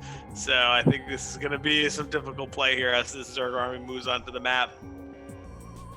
Yeah, Hawk just doing these slips of units just all around the middle to try to counter bases.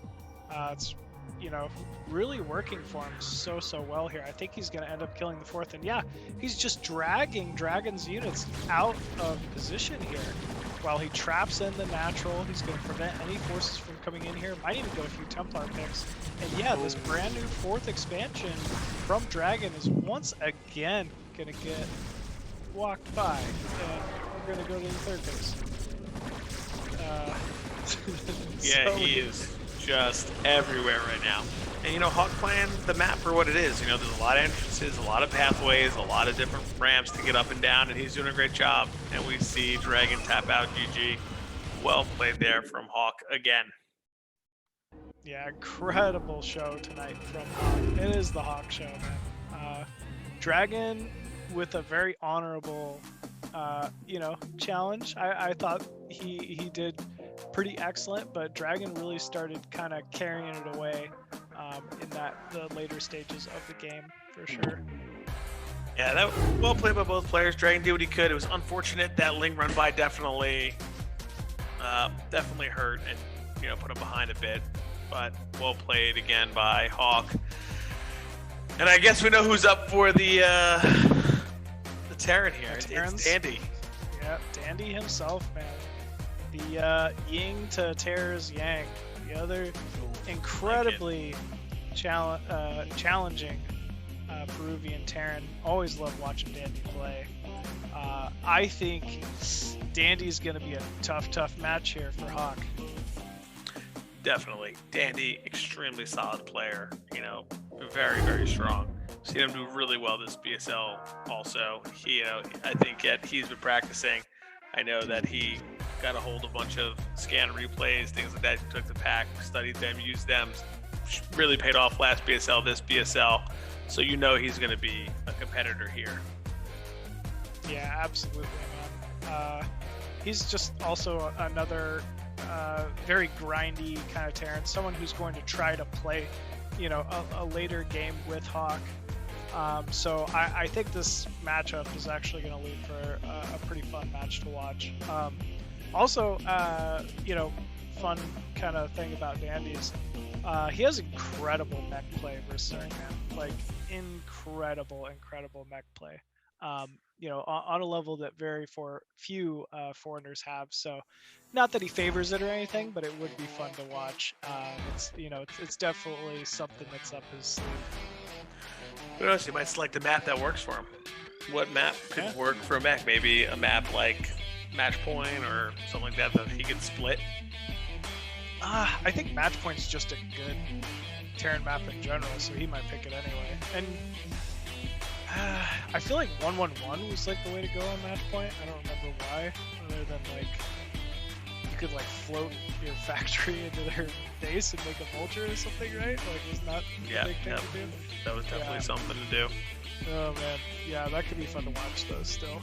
But I gotta say, so far, really impressive from Hawk, right? Taking out some big names, playing really well, getting a lot done. So he's definitely got himself a little streak here and scoring some big points for Team Zerg. Yeah, I got some great players too, man. You know, no one in this lineup tonight is a slouch, and it's nice to see Hawk playing up to his potential. You know. Yeah, he has been phenomenal. I like, really like we said from the beginning, smart player, using his builds, looking at the maps, using the maps to his advantage. All of that has come into play tonight on top of really good macro and micro. So it's been definitely a good showing for him tonight. Yep. And he's had some pretty incredible muted control tonight, which is definitely an aspect of ZVT that you have to have. I would argue, at the higher levels. So he's been, playing phenomenally tonight. And I'm really interested to see, if he goes for like a standard 2-hatch muted opener versus Terran, how that goes here against a player of the caliber of Dandy. Yeah, it'll be interesting. I guess, tonight one of those things, which map is going to be chosen and what build will he go for. I think that he has everything on the table, so it'll be exciting to see what he goes with on whatever map we're going to see right here. Yep.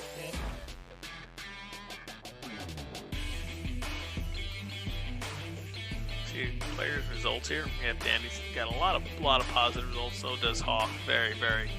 As you can see, every one of their opponents is tough. So, Machine, we got what we asked for here. Oh boy, yeah, this is going to be a fun one for sure. I love this map for Terran players specifically. I think it plays out fun for ZVT. There's a lot of like Nidus wars late game, trying to fight for the 12 and 6 o'clock expansions. Mech works great here too. There's lots of neutral high ground area to really harass with mutas over for Zerg. So this is definitely a unique map, but very much a staple in the Brood War scene. So yeah, man, this is gonna be a fun one to watch. All right, here we go into the match.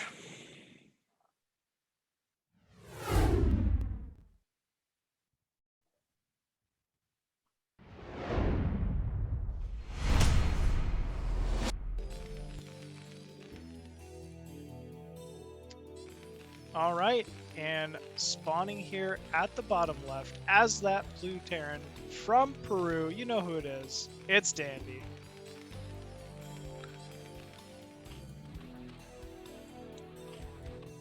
And in the top right, the man who's on fire right now, it is Hawk. Spawn with that red Zerg once again. Man, I love it. Man, I love seeing Hawk pop off tonight. Honestly, I've talked about him as a player for quite some time.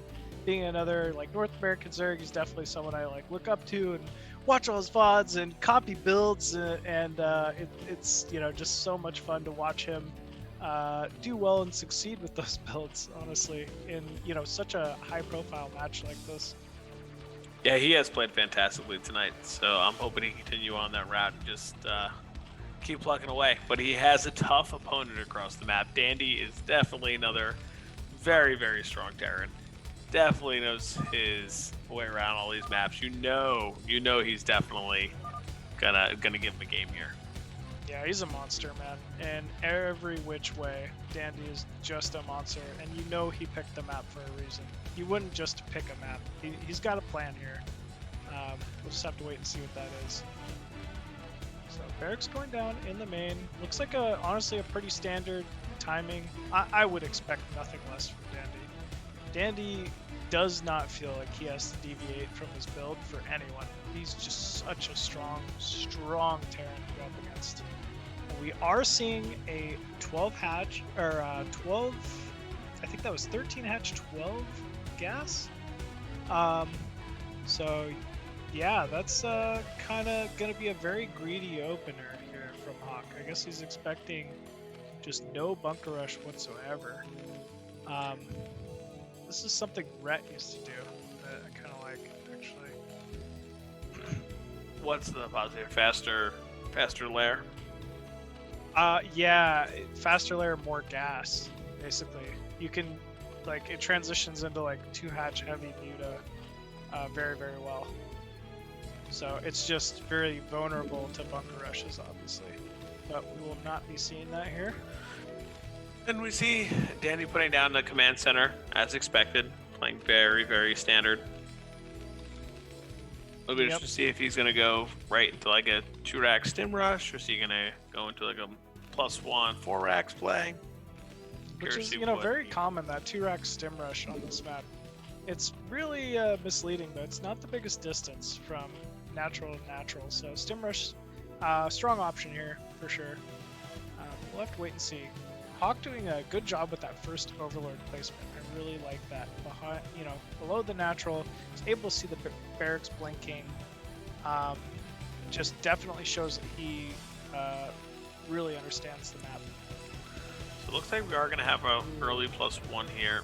We have the eBay already going down along with the gas. So it looks like he's going to want some early +1 and upgrades to maybe go into a 4 racks and be able to get himself on the map right away. I like that, actually. Get on the map, you know, with that early +1. I think Terran just going to a later stage of the game on this map eventually gets a little more favorable. So why not, you know, why try to go for some kind of a risky stem rush when if you just kind of sit back, make a good amount of Marines, get that quicker +1, you can be a bigger force on the map to be reckoned with. Now against Hawk's particular build, what did, oh wow, we do see a lot of Lings. We're gonna have a little bit of a Ling blood here, Machine. Did we, oh man, and Bunker is down, but is that gonna be in time? And that is a lot of Lings. I don't think that Bunker is gonna be in time. Even if it is Machine, does he have to fight in the front? Can he not just run by? He could just run by, and this is not a full wall off. There's definitely going to be holes in this, and wow, yeah, oh my goodness. I feel like this was an incredible call from Hawk. Lynx getting on top of those Lynx. Good, yeah, control from Dandy, but it's just too many things, man. Oh, and we see a GG out already. Wow, Hawk taking another one. What was that, man? I'm in shock. He did the greediest build I could think of to open that one up. 13 hatch, 12 gas, 11 pool. I mean, everything that I saw kind of indicated that wasn't really at all in, but I guess the extra gas early, you can kind of go clear and speed at the same time, and maybe that's what he was going for. Man, big props once again to Hawk with that, and what a great call, what a great build. Yeah, another great build and great play from Hawk there. You can see he definitely knew the map really well, also that he had that planned out in his brain before he started that matchup, so that was fantastic. Really taking it to each player right now. Yeah, man, on their map picks, it's not easy to do. So obviously, due to, you know, deductive reasoning here, we're going to be seeing Hawk going up against Kwark in the final match. So either way, man, Zerg cleaned up tonight. And more importantly, Hawk just played phenomenal tonight. This has been the Hawk show. Can Hawk pretty much just clean it up here? Can he almost get the full all kill? It'll At be this minus point, man, what? like, he's got the momentum. He'll just brew another pot of coffee, you know, tell the wife he's staying out a little later, and Gotta get this done, honey. Gotta get this done. Yeah, I don't know how you don't favor Hawk against Kwark here, but Kwark, as I mentioned earlier, he is such a smart Protoss. I'll say that for sure. And you know, everyone likes to say, "Oh, he's so low APM," but he's got great mechanics. He truly is a great mechanical player as well, and you have to be at this level. And it looks like we're gonna have Kwark going ahead and picking Whiteout as his maps. So I'm kind of interested to see what he may have in store here from Kwark. So Kwark living in the U.S. but hailing from the UK. Another phenomenal Protoss player. And you know, someone we've seen many a time on past BSL casts as well as tournaments. So you know, he's a veteran to the limelight here, and if anyone can take it to Hawk tonight, it's going to be Kwark. Yeah, I'm curious to see if he comes up with some special build order here. You know, Kwark definitely does some unique off-meta stuff. You know, like the +1 armor before attack, trying to get the +2 armor. So we'll see what happens. Whiteout here, machine definitely unique with those 3 spots in the middle that only give vision when you're above it. So really interesting. How do you feel about this map, ZVP? I feel like it's not as a big deal ZVP as it is ZVT, right? Like having Zealots and Zerglings closed in on Marines, that probably sucks. But you know, Zerglings can kind of surround Zealots on that just fine. And at least Zerg has like the Overlords early on to kind of spot those centers. But you know, either way, it's gonna be a challenging map the later the game goes, because all the bases kind of face like the center. You know, there's not really anything on this map other than the other high ground main that's too protected by a ramp or anything. So gonna be, you know, a little bit of an interesting match here. But all right, folks, it sounds like we are ready to get to it. This is going to be Kwark versus Hawk on Whiteout. Here we go.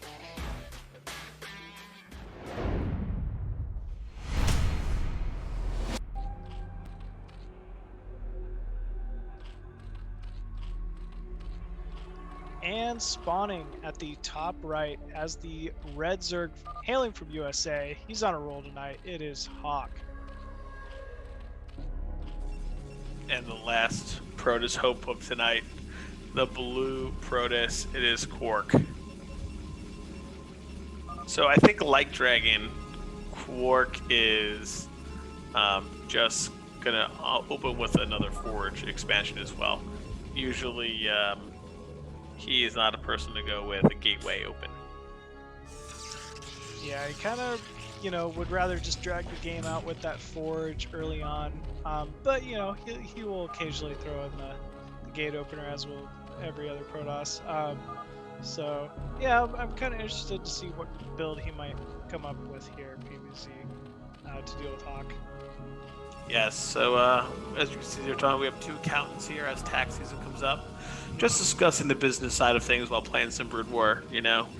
The real exciting stuff for all the people out there and viewers. They didn't come for the Brood War. They came for the tax advice. This is what they're here for this match.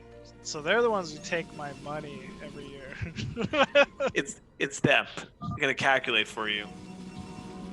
Oh man. Maybe this is a tactic by Kwark. He figured he'd get, you know, Hawk all excited about, you know, talking about accounting stuff, throw off his game a little bit. You know, 100% is. And then bam, hit him with the Nexus first. But there we go. Ooh, he's collecting those dollars from that mineral line already, you know?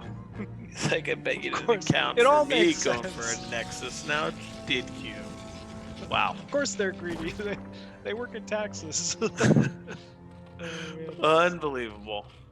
So hatch first into a pretty standard pool timing here. A little bit of harassment is going down from Kwark.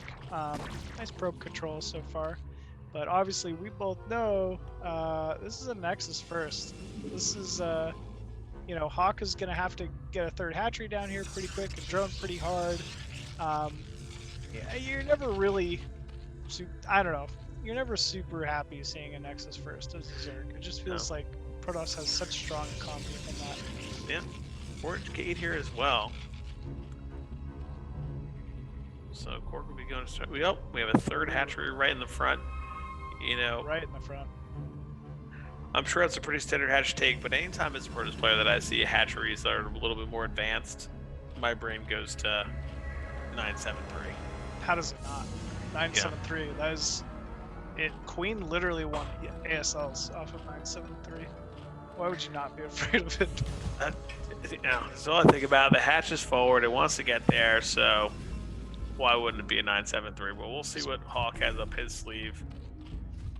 But things are definitely going to be difficult.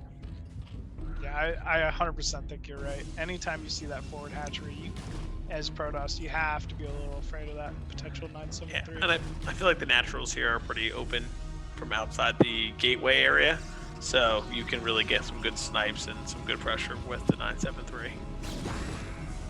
It also looks like a good, contain area for the natural too. So even like a 973 transition to like Lurker can work quite well. And I think that's maybe a Hydra Den at the natural. I didn't see it. Yeah, there we go. So it is going to be a 973. Yeah, we both called it, right? This is exactly what I would expect given this map, given this situation. He scouted that Nexus first. Let's try to, maybe put a little bit of pressure on him, make him question how many probes he can make. Ooh, I like this double scout, by the way, by Kwark, using his previous scouting probe to allow sight to the mineral line. Not a lot of Protoss do this, but this is so good. I don't know if it was necessary given he saw the Hydra Den, but still, it's nice to know. Well, Citadel first here now, Machine. We're going to be skipping the starport, our Stargate. I like that. I like that as well, to really maybe get your Templars out early, but playing as Hawk a bunch, I know that if he sees no Stargate, we both know what that's going to mean into the mid game. Oh, it'll be a Muta 100%. So this could be Hydra into Muta if the 973 doesn't get the day done. This would be a big pick-off. He's not going to get it, and Oh. Hawk is he's aware. I almost mentioned Kwark loves his Dragoon openers versus Zerg. So not surprised to see him throw that Dragoon in there, but did pay off this time. Vast Templar archives, get himself set up. He want to get the Templars out as soon as possible so that he can have enough storm for any types of potential busts, so he can just crush that Zerg opening. Ooh, he wants that Overlord so he can make DT and just defend the timing with DT. Yeah, the question is how much Hawk commits to this now that he sees that there are Hawk never multiple cannon commits. going up. Yeah, we see 2 more hatcheries already. This is a fake. He just wants him to make a bunch of cannons, and he was gonna make Hydra anyway. I feel like he did go. He's able to range that forge, which is very Protoss. Extremely. It's going to slow down your upgrade timings all over the place. We see that Kwark is immediately making another forge. But wow, we're already up to 6 hatcheries here, Machine. Yeah, 6 hatcheries, and I mean, why not? He should just drone from here. Drone, get that lurker upgrade. But I mean, the one thing we do have that I like from Kwark is such a fast archives, right? Like that storm is going to be quick. Yeah, he'll be able to get faster storms. He'll be able to get those Templars out so they can have full energy for a couple storms each. So when he does push out, because we know when he goes into fight it, when he has to go out and fight this container or whatever Hydra army, he's going to need as many storms as possible. So if you do that early, then you can spend your gas in other places. But as we said, Machine, Hawk only committed to like 10, 12 Hydra. Then he went right back into droning. So, his economy is going to be booming. He's going to be on 6 hatch. He's going to definitely be aggressive. His Evo chamber, good timing. He's going to get that +1. And I think you're right. I think we're going to see some sort of contained type of play. Yeah, we're seeing that second forge out of Kwark here, so maybe just trying to make up for lost upgrades at this point. He Absolutely. has that Sair, scouts the main. I guess he has to know if it's Lair or not. Sees Lair morphing, but I can tell you, Kwark might not be super happy with what he finds. That is such a fast Dark Archon. This might be out of the TT1 playbook, Machine. The This fast looks Dark TT1 Archon. That's so fast, right? Is that not like the fastest Dark Archon? Extremely fast. And you know what? He might be anticipating the Muta switch, and then he'll say, all right, you know what, Muta switch, no problem. You're going to go 6 hatch, Muta switch, go for White Templar. I'll just counter that with the Dark Archon and run you over. I mean, what did we say, right? Like, we kind of expected it if Hawk doesn't see Mass Serre. But actually, we still haven't seen the Spire, so who knows if this Archon will even pay off. Yeah, we see that we're probably going up to that 8 gateway count for that push. Who's a Dark Archon? You're going to want to get those 8 gates and get forward on the map and be pressing. And now we see more of the Hydra flood continuing. It's just going to be straight Hydra play like we did see versus Gosudark already. Yeah, I think you're right. The second we see some lurkers outside Protoss Natural, I think Protoss is going to be in some trouble here. We're going to need an observer. We're going to need something. And what's funny is Kwark made that Archon without scouting a Spire. So, with that Corsair. And we see that Kwark is even putting a pilot down to third, maybe trying to sneak a third base there, bottom left. I'll be curious to see if Hawk does scout, if he sends something down. Mini army moving out, no zealot speed. Oh, ooh, catches a group of Hydra though. That was good. That was good. That's some, that Archon's earning his keep already. Yeah, that wasn't a bad play. Oh, we see Hawk coming in here. He knows that the Maelstrom is over. 1 Templar snipe, 2 Templar, and a Storm. Oh. Big storms. Gets the Archon morph at least. Yeah. But yeah, this is Hawk being very crafty with these Hydralisks. Just small groups of Hydralisks, right? The bulk of his army is here. And yeah, we do see those Zergers. That's a problem. I have not seen... Uh-oh. He was blocking his own... Oh, there's the Robo. He's killing a gateway off because he blocked his own ramp out. And now we see we only have 1 Templar machine. This is definitely not enough to deal with this army. 2 really good storms, though, for the ones that he had. And, he's taking a third behind this as he presses out. So Kwark trying to make some plays here to kind of get himself back a little bit to this game after losing all those Templar. It's just so tough to fight into those whiteout areas without, observers or at least a Corsair over your army to kind of scout. Seems like the Zealots were just getting clumped up. Meanwhile, the Hydras and the Lurkers can still attack. Oh, he's gonna get this Archon picked. Another Templar big goes storm, down. Though. Dark Archon is out. Oh no. Yeah, Archon is out. Rest in peace. Rest in pieces as he exploded. We haven't seen many Lurkers back this up yet. We're just seeing these little trickles of force. Okay. I bet he just forgot about those units there. There we go. Lurkers moving to the front. This is really what I was worried about. Even if Kwark has that third, if he's not able to transfer any probes to it, it doesn't really give him much value. And as we see, Hawk already on a fully saturated fourth. Here we go, Lurkers spreading backwards. Zerg luring to the Lurkers, but actually huge storm. And yeah, Kwark having pretty good trades here against these Lurkers as well. Another big storm going down. Actually, just a few too many Hydra left to really push forward. Yeah, and this is where it starts to get really tricky, right, for Protoss. You're using all these storms. You haven't truly broken out. Things get a little bit more difficult as it goes because you have to make more Templar, wait for more energy, and Hawk is just going to be rallying these units. The one really big positive is that he was able to open up his third base. Hopefully, he'll be able to get some probes down there and his units there, so that he'll be able to secure it. Exactly what I was thinking. He's got to get that probe transferred now while it's open. And yes, we see it. Kwark's recognized it. And actually even Hawk backing up a little bit. We see this a lot from high-level Zergs. You kind of get to that fourth, and at some point it just becomes really dangerous to be out on the map. We see, Hawk is still very much committed to this layer play. He's got to start just kind of giving up a little space, securing that fourth, maybe think about taking a fifth, and kind of force Protoss to play on his side of the map. We do have some movement from Hawk here.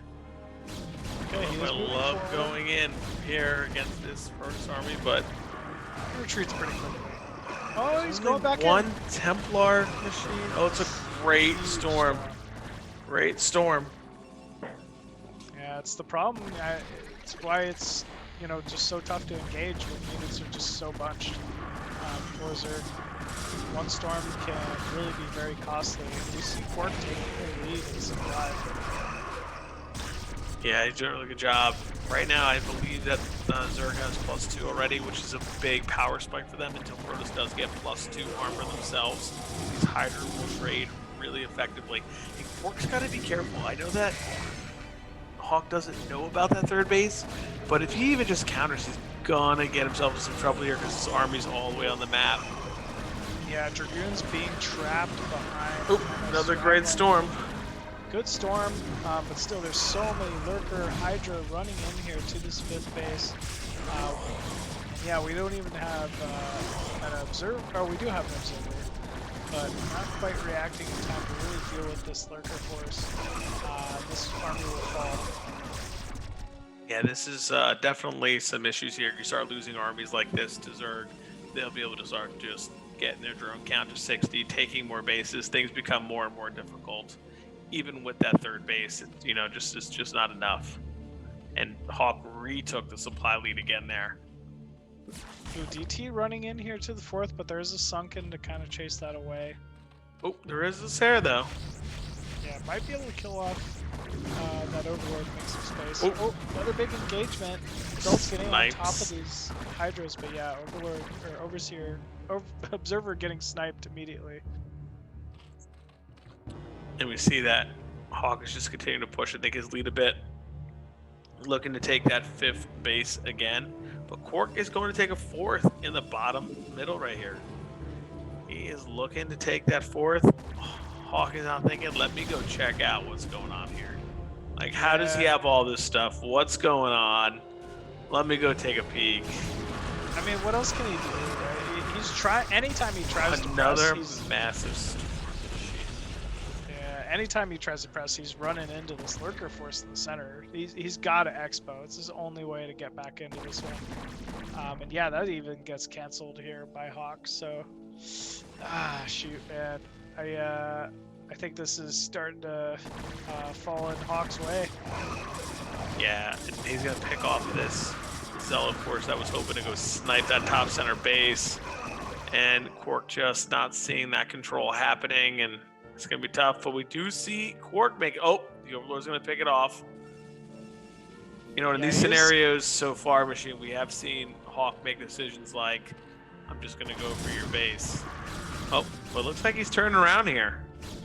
Yeah, not the case this time, I guess. He really just wants to end this army from Kwark. Good Great position so far, but storms. huge storms from Kwark, actually. Getting a really, really phenomenal trade. Still, Hydra's trickling in along with the rally, and this Dragoon force should get wiped out here pretty soon. It is. So we see Kwark slip a little bit there on the macro. He does have enough gates. He needs to get back to them, start making some more units out that this army is dead. I think Hawk is just going to hunt down what's left here, Machine. Yeah, picking off that straggling Templar. And Hawk also has pretty much secured that 12 o'clock base.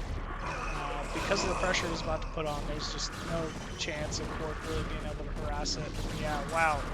Big attack here from Hawk. That's so many Hydros picking off those observers. He's so diligent about that. 3 Dragoons kind of getting trapped out towards the bottom right, but Hawk says, you know what, let's just push in here. Let's see what kind of damage we can do. Probes being pulled out. Not sure about that one. He's trying to make that transfer, I think, to bottom, Okay. middle of that 6 o'clock expansion. Oh, I guess but... so. Oh no, he's going It'd be to... tough to do. I think it's going to be very tough to do. We see Yeah, Hawk bottom middle pushing gets in. scouted. Listen, Kwark's trying. He's trying to make some things happen. He's trying to expo over, get his 4th up, just so he can secure something, get that gas. You know, he's definitely trying to make some good plays here. Yeah, I mean, he is. He's kind of making it work. You know, he's still taking a 4th base. Zerg is still on layer, very much committed to the queen style of ZVP mid game. I mean, it's been working for him so far, but eventually, you know, if you don't keep up with those upgrades, you know, if you don't get the hive tech, if you don't get Defiler Mound, it can get a little tricky for Zerg. I don't want to say the Hawk's in a bad position, but you gotta start thinking about, you know, that as well as the game goes on. Yeah, we see Kwark kind of taking more of a defensive position right now, just trying to secure bases. Probably has an idea that he is still on that lair tech and just needs to hold on and keep getting bases. The problem is now is he's mined out of his nat. He is going to be mined out of his main soon, so he'll be pretty much down to 2 base mining for a little bit here, you know, until he can secure that other area in the bottom. Yep, and we're still not even seeing any probes quite yet at the 4th base. So there you go, pushing out to take his 5th. And you know, well, Machine, tacking up these ramps against storm cannons with just Hydra Lurk can it's get impossible. difficult. It can be very, very difficult. It can be a way you lose games very quickly. And here we go. Big force coming in here at the 6 o'clock position for Hawk. Storm's already being laid down. And actually, attack at the top, upper right as well, in the center of the map. Man, but this is just an overwhelming force here from Hawk. And it looks like he's going to break 6. As long as he snipes this Nexus and he got all those probes, he should be in good shape here. He knows he's defending at home. Or tried to make a little bit of a counter, but it didn't work out. The bigger damage to the Nexus was all of the probes that went down. So he knows, snipe this Nexus, get out of here, and just make units back at home. Great storm on those 3 lurkers. I just don't know if it's enough to save that Nexus. It is not, and we're going to see Hawk come down and try to hit this next base as well. Another Dark Archon has made it onto the map. What a hero. What a hero, man. I can't wait to see what he does here. Oh, a lot of lurkers. That could be a good Maelstrom. There it is. Get them all. Oh, we got okay, we got a few of them. I mean, that was good. He saved the probes, he saved those cannons, and he saves the base. So, little legend Dark Archon there, man. That's why you make them for moments like that. For the crowd to cheer, for everyone to get crazy. Big, big Maelstrom. Whoa, that's like a big clump of lurkers morphing. For Hawk here, we already have so many Hydralisks. But Hawk, ooh, he's getting a little testy, man. I think he wants to try to put some pressure on here. Yeah, I think, like you said, he is on that lair tech, so he probably knows he's a little bit of a timer, and he's probably trying to transition a bit. We see Kwark trying to push in here with his army a bit. I think those units are going to get trapped. Yeah, I think so. His army is just a little too spread for this. A little bit too coming in. But yeah, Hydra reinforcements. He's kind of engaging into some lurkers. Actually, not any more lurkers. But no, actually, we're going to push this back a little bit, but still at the supply deficit. But Machine, to your point, it's coming into play right now. These Zerg units are not the 3/3 upgrades. I'm not sure what the carry or the attack is. The Zerglings have no melee attack, attacking units that have 1 shield and 3 armor. Ooh, yeah, it's never the ideal situation. So, I mean, I'm sure, you know, Hive is on the way, Spire is now down. But eventually, you know, these 3/3 upgraded Protoss units are just going to continue to trade well versus Zerg here. So Hawk really needs to get on those upgrades quickly. I would love to see Kwark try to take another base again, just trying to keep expanding and pushing this game on and force Hawk to get into Hive Tech. I think that would be really definitely a way for him to get back into it.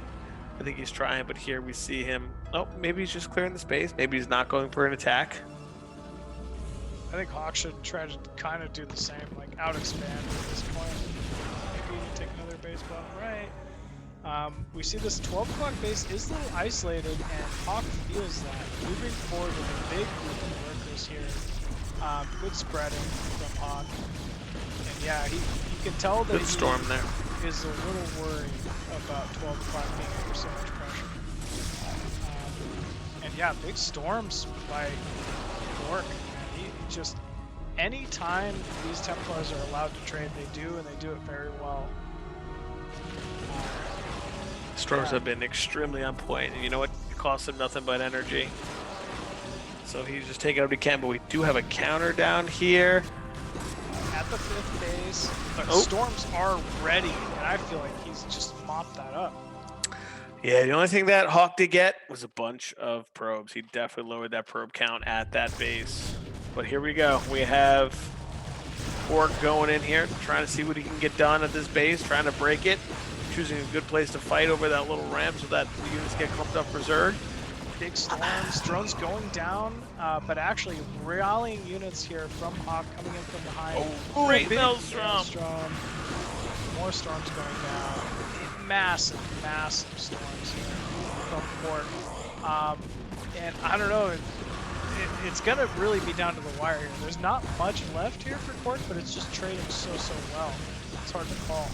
Yeah, Kwark breaking this base, killing the army. He's taken a significant supply lead again, Machine. He was like way behind, and now there he is. But he needs to take another base. Needs another base.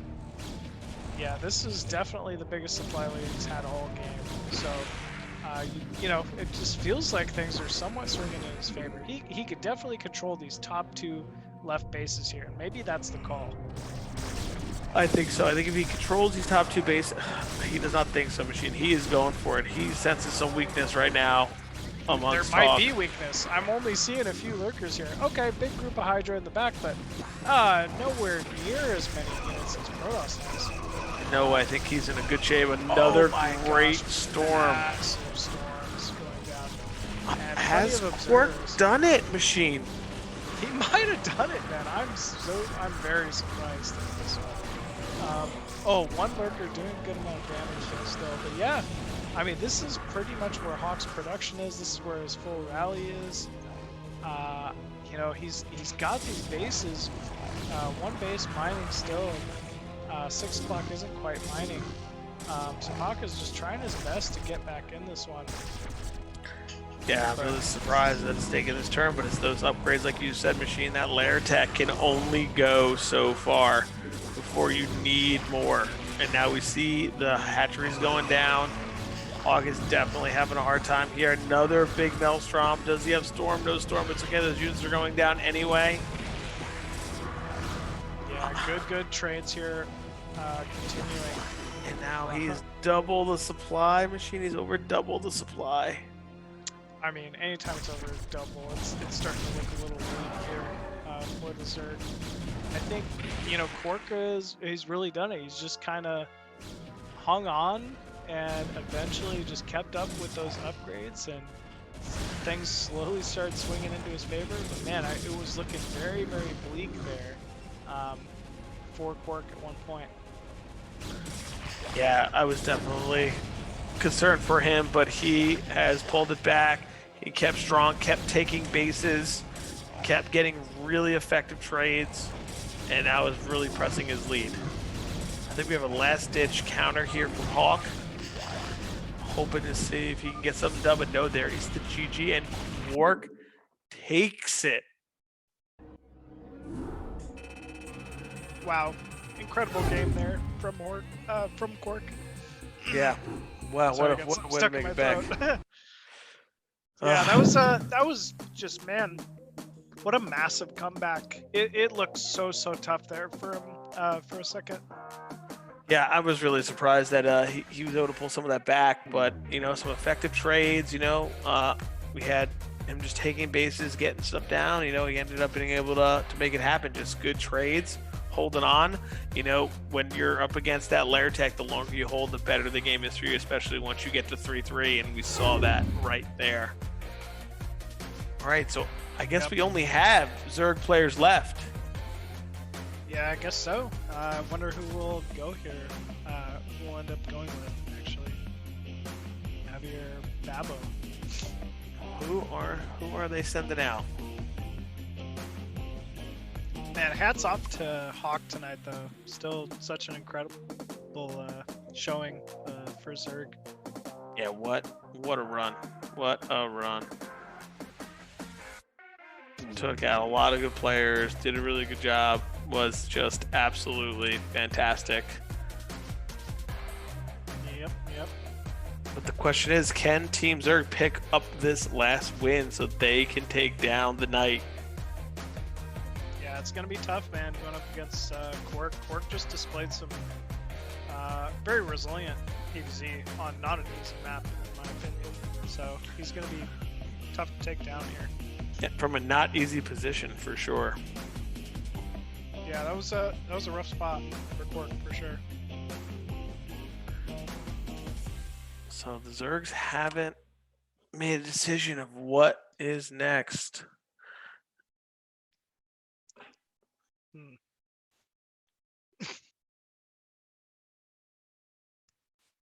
I feel like, I mean, Avi would probably be a pretty good pick here. Good macro, Zerg, maybe someone who could kind of play a little bit of a different style and, you know, have a strong showing here against Kwark, but we'll have to see.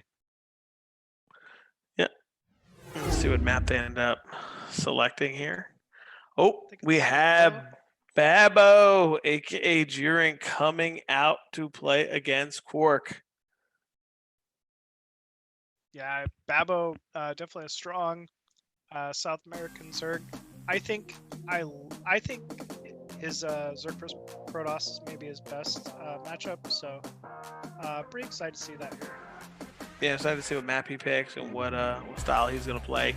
At times he can be very aggressive ZBP, 5 hatch, getting after it. You know, which may be good for Kwark because he does play that Forge style. Oh baby, Othello is incoming.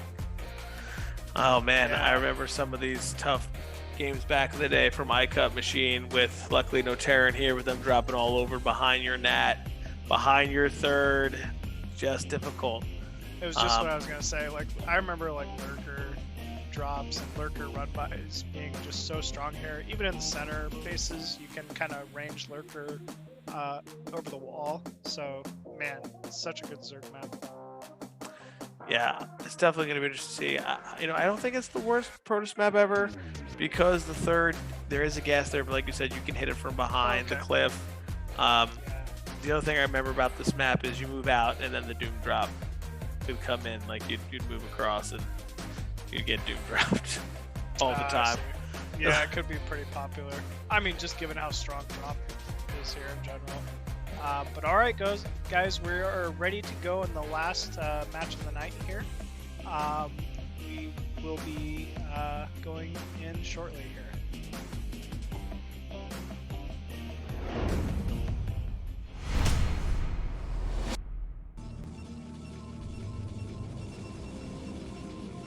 Okay, we have in the top right, Protoss player Kwark.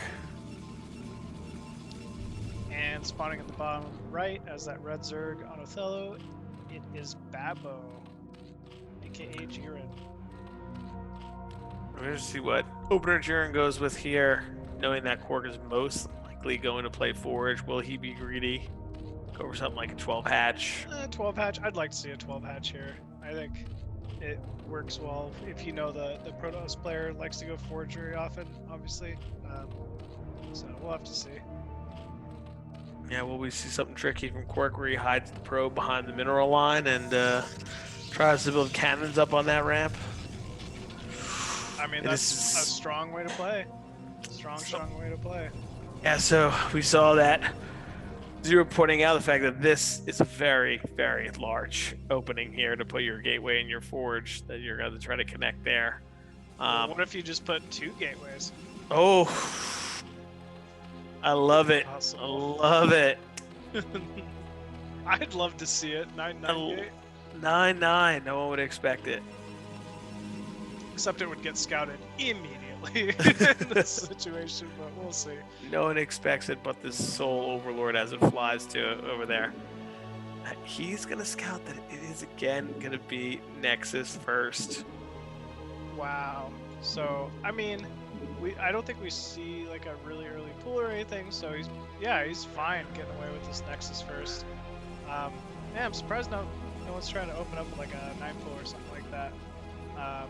But yeah, this is just gonna be standard Forge into Nexus. Wow. Here from Kwark, so this should be fine. I'm a little concerned about the SimCity. And when I say a little concerned, I mean a lot. Well, you're talking about from walling from that generator to that forge kind of a thing. Well, the gateway is going to go on top of the forge, right, to make that tight wall there. But it's going to be at least a 3 zealot gap. You know, I think that's definitely going to be something difficult. You know, I wonder if Jiren knows that and will try to get some kind of Ling aggression early to try to run by. I mean, why not? It does look like quite a large entrance.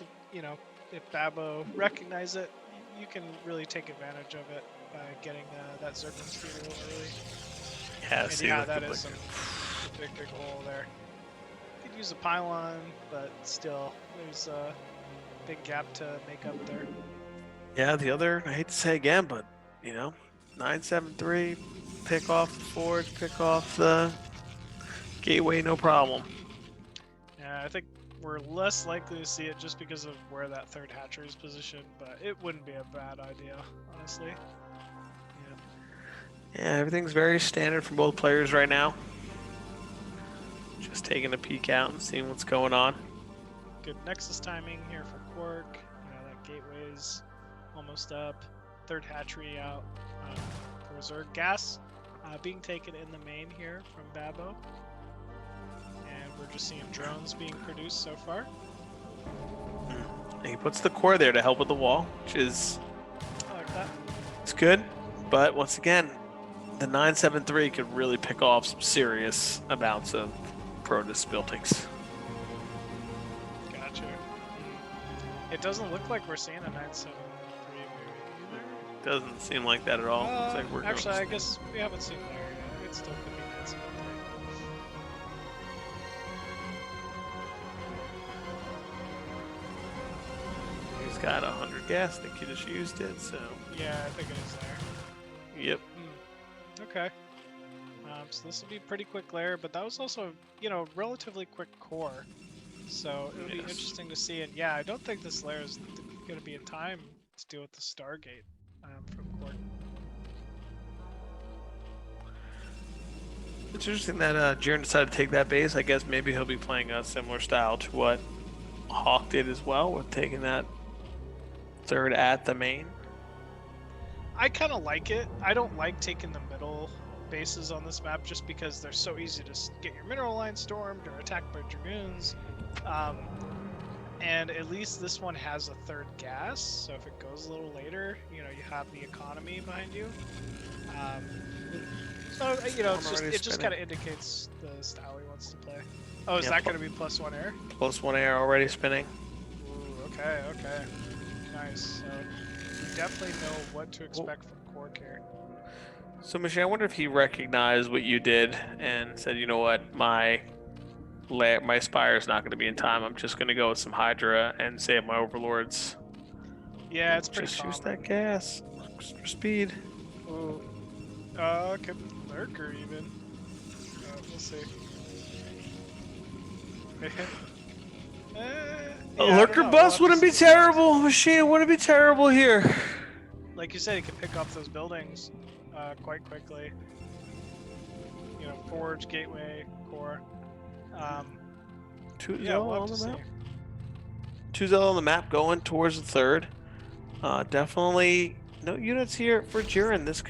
These 2 Zealots could cause some problems because the Hydra are probably going to go for this Corsair that's killing that Overlord right now. So Yeah, we also just didn't see any scouting out of Jiren to be able to get ready for these 2 Zealots. So it looks like they're probably going to do some good damage here, unless he just doesn't go in.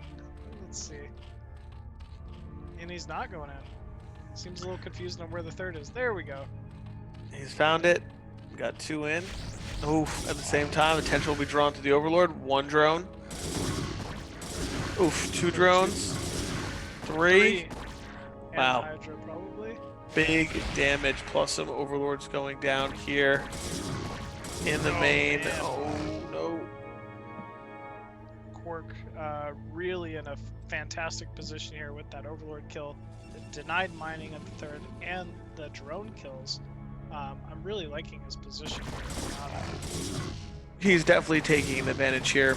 Even just sniping some Hydra and some Ling after getting a bunch of drones and forcing more and more Zerg units that are not drones is going to be a big thing going into this mid and late game.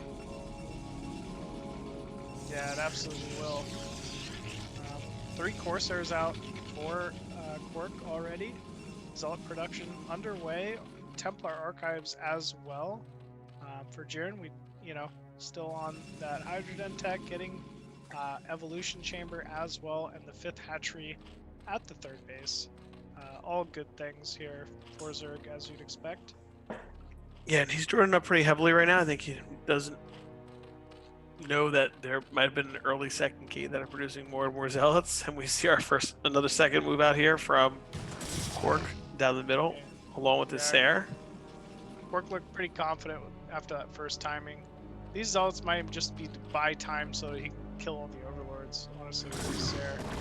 5 Sair moving in here, boom, focusing down that first overlord, second overlord being focused, drones being pulled just to deal with the 4 zealots. Kwark is killed. Yeah, Kwark's running away with this one pretty quickly. We see a supply block again, and he should know that, Kwark, and he will probably continue to flood some units down so that he can continue to just press him in there, because he will not be able to make Hydralisk right now. He is only making overlords out of all of these eggs. Wow, yeah, it's not a fun spot to be in as Zerg. And we see Kwark taking almost a 30 supply lead here. Yeah, very early into it, and we see he's going to be going in with some more zealots and some Sair, just trying to see what he can pick off. Yeah, there's only 1 overlord over here, but if he kills that single overlord, suddenly that base will be vulnerable to DTs, anything without detection. Oh, okay, well, we see 2 more overlords there, so finally, Jiren is out of that supply block, and he is ready to build some more drones at that 3rd base. Works pretty intelligently, breaking down that wall so he can start moving out here fairly quickly. Wouldn't be surprised to see him go for a 3rd base. Yeah, I think Machine saw him put down the robotics. It's almost complete already, which is pretty early, so I think we're going to see some sort of DT Templar drop, since he keeps flying those Sair in the main and looking to see if there are overlords there to pick off. You think the Robo's to be offensive, and he's not worried about, just defended lurker timings or something? Yeah, I think it's going to be an offensive Robo. Yeah, because it's Lair Tech, Lair Tech, you don't really see Aspire right now. You've been pressing him, he's been cutting some econ probably.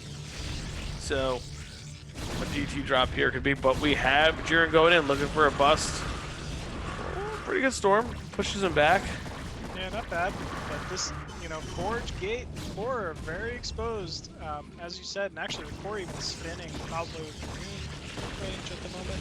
Ooh, Core goes down, doesn't pick off a Hydra though. Suddenly this is just a lot of Hydralisks, a lot of Protoss. Nope. This is some of the tough things to deal with when you're playing against 5-hatch Hydra. These timings, so they're looking to bust. I think Kwark will hold. Maybe. No, I think he should be pulling back. I don't think he should be fighting here outside the cannon range.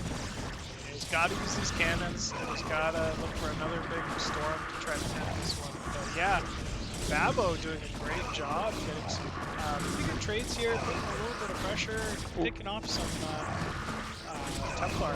Yeah, still damage being done here by this Corsair fleet. And he is supply blocked again. Machine supply blocked again.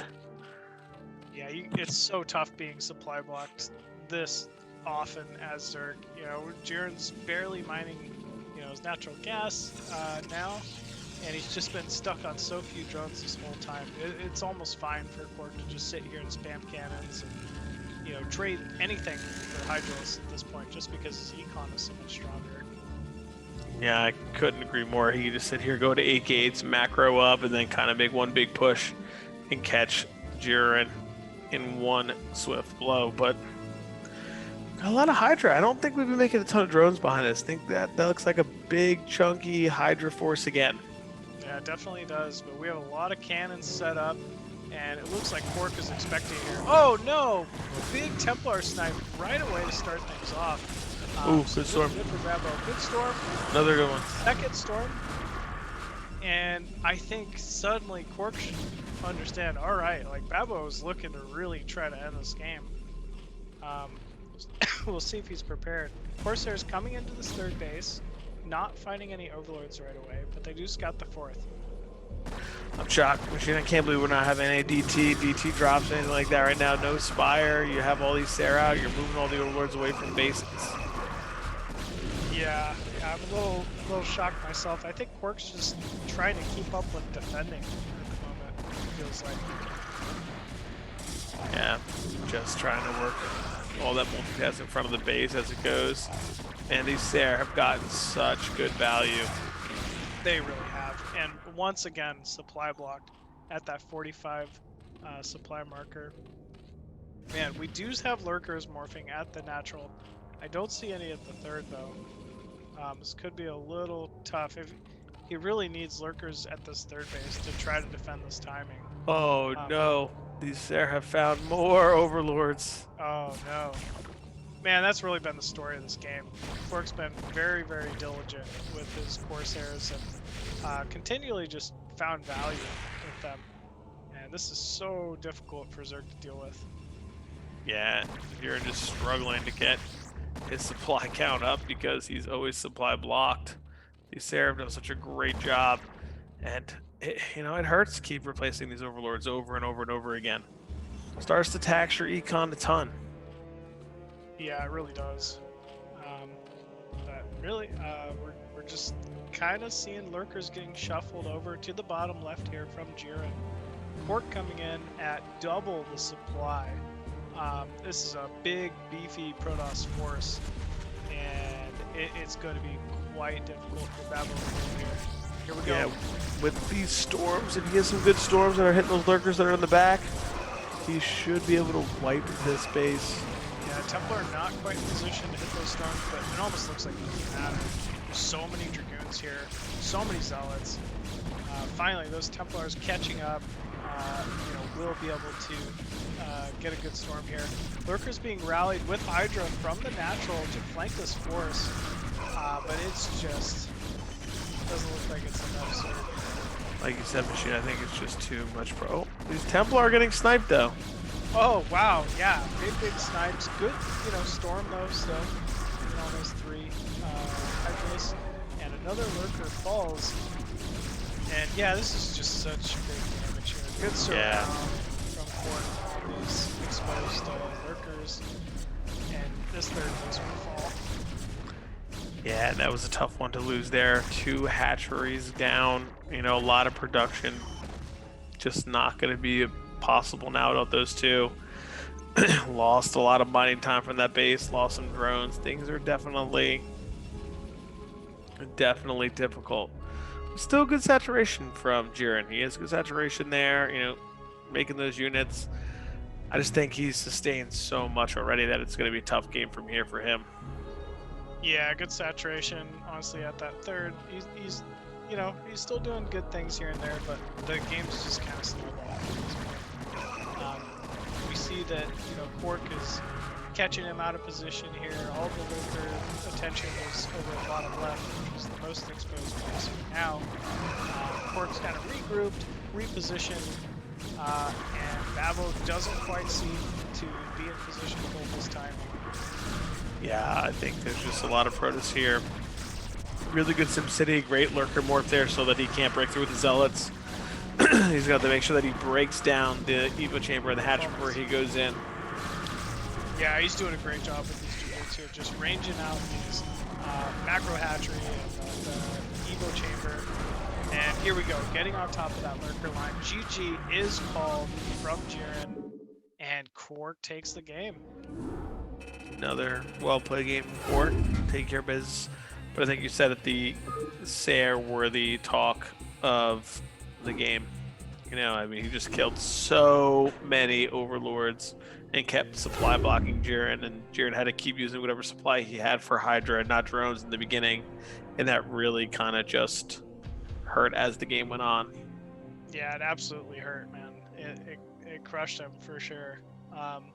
So it will be Kwark going up against Avi-Love here for our final match. Let's see, what would the map be? Match point? Nope. No. Transistor will be the final right, map. We haven't seen Transistor. Right. Okay. Shoot. Oh, that was the map I've been waiting for pretty much the whole night. Okay. This will be a fun one. Definitely fun. Definitely different style maps. They'll be awesome. Yeah, that defensive lurker style can be really good against Protoss here. So we'll see if that's what Avi-Love goes for. If he's got something else planned, maybe like a Buta opener or something like that. Yeah, and Machine, I was hoping, for your sake, the Zergs would really just capture it. I mean, Hawk captured 100 points, but could they really just clean it up? But now you got the Protoss coming up, taking some of these points away. Kwark holding it down. It felt like such a set series there from Hawk. We had, it was the Hawk show at one point tonight. He was dominating, but Kwark showing, you know what? I'm not just going out of here. Hawk may have had a good night. I can have a good night too. So it's been, pretty phenomenal games and a little bit of a swing back here for the Protoss for Kwark. Definitely picking up some points. It's nice. And one more to hand though. He's not done. The job's not done. We still have one more game. Job's not done. The job is not done. Here we go, man. Avi-Love, definitely a unique Zerg, let's say that. We watched him pick Sparkle, an island map, versus Terror, I believe, last week. And, that was pretty incredible to watch. So he's got some tricks up his sleeve. He's, I think probably best known for like his macro and kind of like unique styles, especially ZVZ. You see, like he's got one of the best late game ZVZs that I can think of in the foreign scene. So we'll see what he's maybe able to come up with here on Transistor. Yeah, he doesn't like that, heavy drone, lurker defense style kind of sit, turtle up style play. So it'll be interesting to see what comes out of this game. I mean, it's a good map for it. High ground, ramps leading to like main natural third, smaller ramps all throughout the center of the map. It's definitely a good map for his style. And yeah, we see these like smaller like ramp entrances leading out to the third base, as well as two double ramps obviously leading into the main and natural of all three bases. There's not too many maps really like this one, but it plays out pretty interestingly in PvZ. Yeah, I mean, you wonder, could Kwark go to 10-12? I know he does like a 10-12 build. Would it be effective here with the two ramps and the lack of creep towards the middle there? I think the answer is yes. I think you know that. It's great for any kind of high ground two-base map is great for being able to skip a forge opener. I feel like the amount of pressure you can throw out from two gateways and then easily hold a ramp with good control early on is it's well worth it. But here we go, folks. This is going to be the final game. We have Kwark going up against Avi-Love right after this.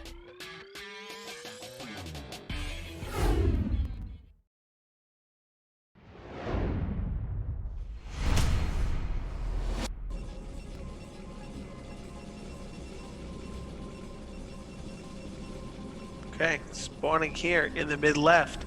The Protoss that is on a little bit of a streak himself. It is Kwark. And spawning top right as that blue Zerg. We have Avi-Love. All right, let's see where we're going from here. What the deal is going to be. Yeah, counters are pretty popular on the map. I think even like a 9-hatch opener from Zerg, like 9-hatch, 9 pool, you know, link pressure, can be pretty popular here just because 2 ramps, you know, more chance of slipping Zerglings in and whatnot. And same goes for Protoss. I would expect to see, you know, a gate opener would probably be a good call here, but you very much can forge Expo and play from here as well. Yeah, we see the banter already beginning. Seems to be a Kwark staple right now, talking during the middle of this game, trying to confuse him a little bit about his build. Throws him off, man. It's all the mind games with Kwark. That's why he's such a good competitor. He gets in their head. Gets in their head early. We do have a Forge first again from Kwark, and 12 hatch from Avi-Love. So pretty standard what we've been seeing. I think Zerg feel comfortable versus Kwark because he does do a lot of Forge openings. So are we about to see 3 hatch before pool, maybe? Oh, I sure That'd hope be so. awesome. It's not. I saw that drone going mid-right, and I was like, yes, let's see something crazy, but he did not do He's it. just playing safe. I think this is still a greedier hatch first opening, so Kwark not really going to end up getting to pay off with that cannon first. I think he's going to be, you know, a little irritated with that, and Avi-Love going to get away with a slight advantage here early.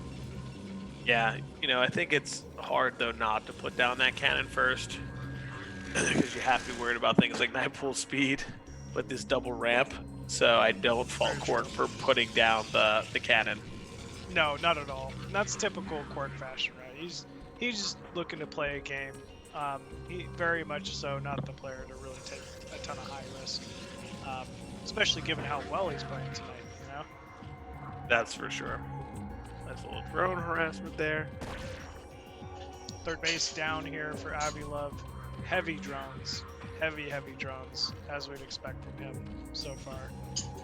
Really looking to grind this into a good mid-game for himself. Gas is complete. Kwark taking his gas simultaneously. Gateway is up. I would expect that core to start here shortly. And yeah, we look to have a pretty typical PvZ opener here early on.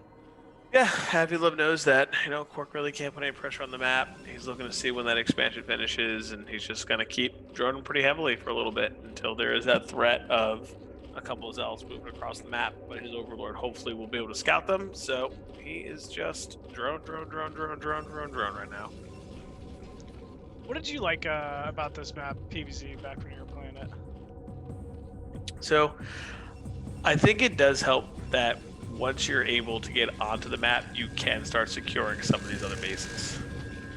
And once you do that, you know, there's a lot of ramps, a lot of chokes that you can kind of play a little bit more defensively, which is not my style per se, but I think there is that advantage to being on this map a bit. You know, you can a base above you, a base below you. If you can get to the other main, you can take both of them and get both gases and kind of just hang up there with Templar or Reaver as the game goes on. But I think that's all really strong, positive stuff for Protoss on this map. Okay. Makes sense, right? Like for Zerg, I think Lurker drops behind the natural with Hydra. I feel like is absorbed ridiculously strong on this map for some reason. Feels like Protoss has to make so many more cannons just to deal with it. Yeah, we're seeing a pretty standard Spire opening here from Avi-Love. Starport as well as Citadel in the main, all ready for Kwark very, very quickly. So both these players just hammering out their builds to the T. Hydroden even being produced already from Avi-Love. So I really, really like this from him. Yeah, he's gonna, you know, just power up like he wants to. You know, he has no pressure right now. He knows there's nothing right now that can really get across and get after him. So he's just, the 5th hatch goes down already for Avi-Love. He's getting set for the mid to late game. He's getting set up. He's definitely set up. We don't see, you know, maybe as much scouting along both pathways for Avi as you might need to prevent any kind of a Zealot run by, but he seems pretty certain there's, you know, not... Okay, we do see actually 3 Zealots moving out, so he's going to be forced to react to this a little bit, but I mean, the good thing about this map for Zerg is their rallies are so close between his third, main, and natural that he can reinforce any of these bases fairly quickly. And Temple Archives going down. Good timing for that. Just kidding, all the units. I think these 3 Zealots are going to have to go back home. I don't think he can push in here, seeing the unit count. Ooh, we do find an Overlord. That's definitely a big win. Yeah, big win. We saw how Overlord, like, supply blocking helped Kwark so much in the previous game. But Avi-Love is going to catch these Zealots on the map and just clean them up. And if you start losing these Zealots early, you can get yourself into some trouble only because the Zerg is once again going to feel like, oh, I cleared these Zealots. I don't got to worry about making as many Hydra. I can make some more drones.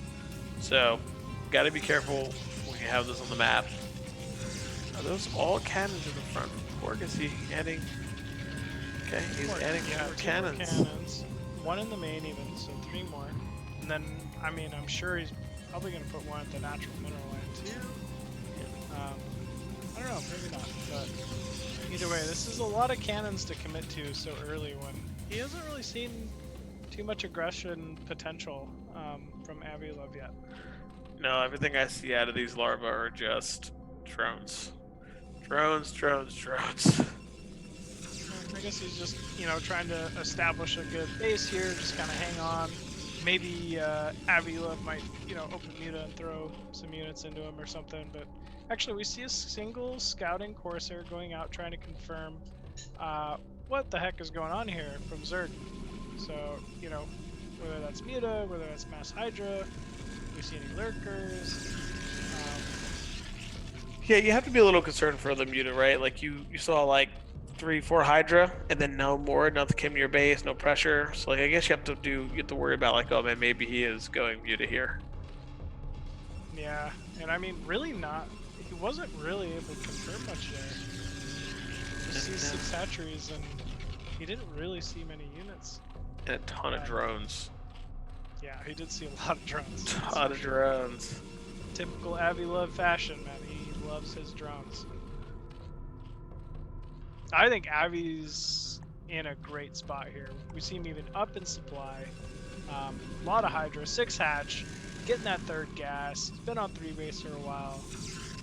He's just kind of powering up right now, If he was Super Saiyan, his hair wouldn't be blonde yet, but it'd be like getting there, Ooh, he's in that like moment where he may go all the way.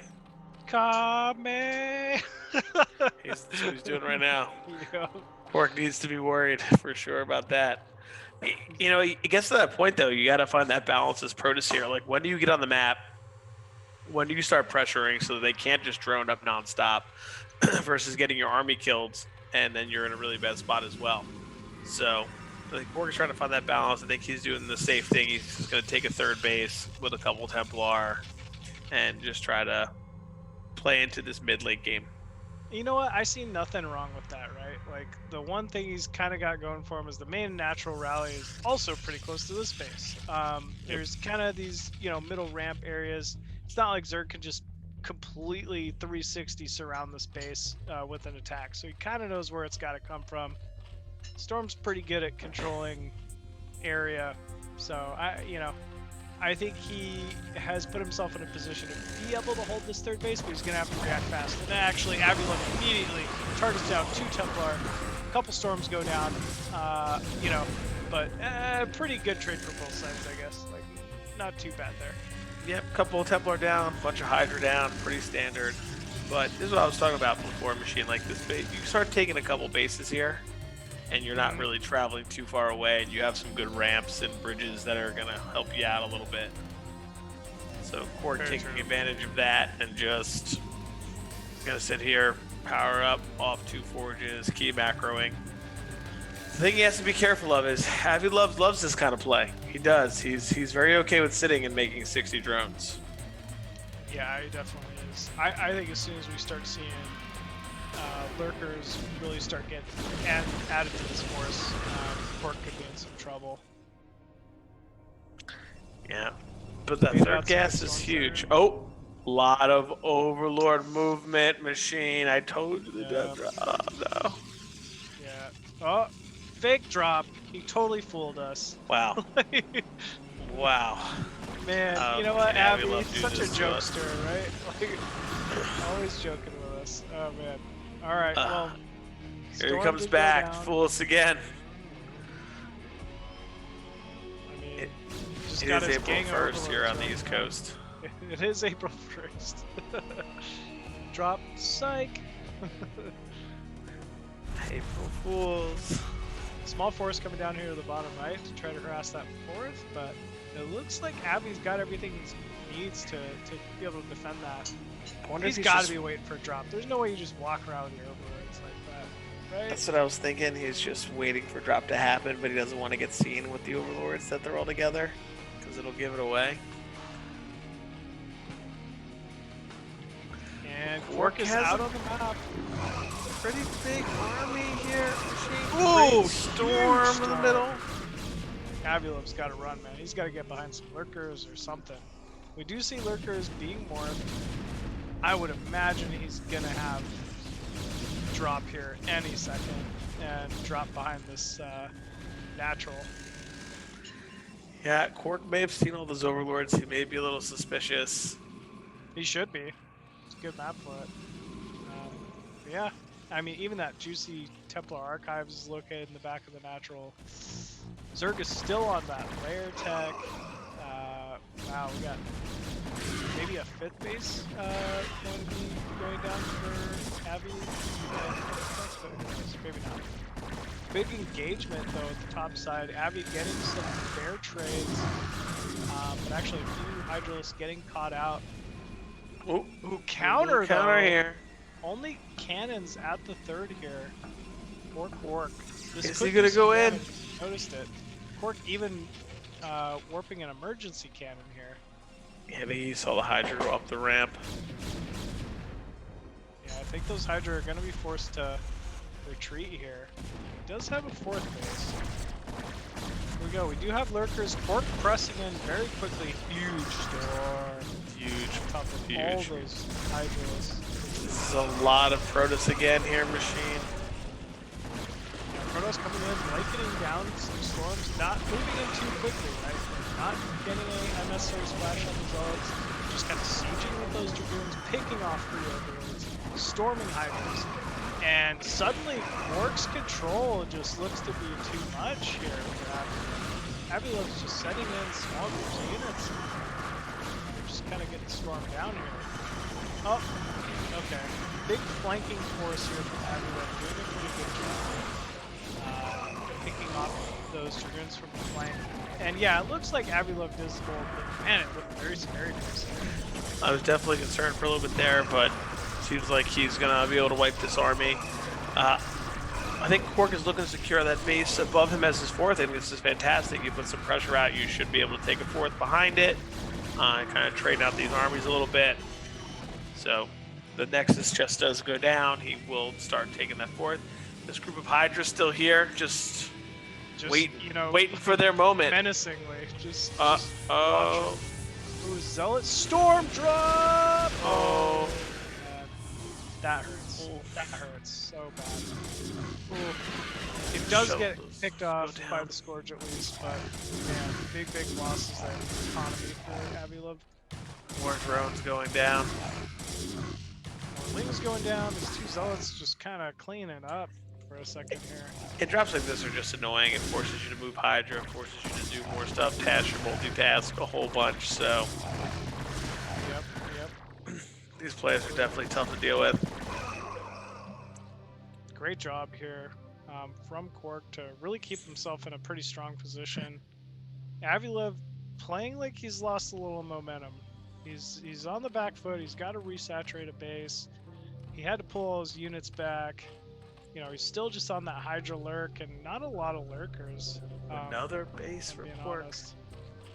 And Kwark, yeah, even double expoing here towards the top left. I love this from Kwark. He knows that at least for the next few minutes, he's got to get his bearings straight, right? He's got to sit back. He's got to, you know, kind of block some ramps and get some bases controlled, prevent some drops. So this is an optimal time to just double expo. Yeah, 3-2 on the Protoss army. Very strong. Ooh, Arbiter tech from Kwark. I love to see it.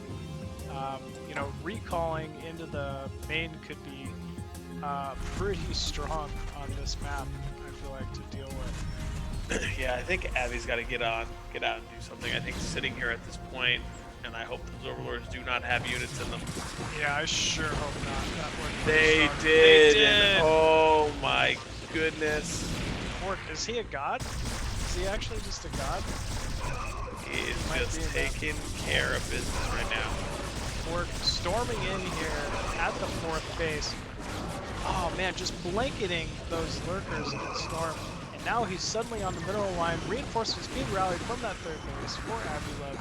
They do have the high ground advantage here, so I'm not They're sure what to clumping expect. up so bad, Machine. No, Such a there bad they go. club.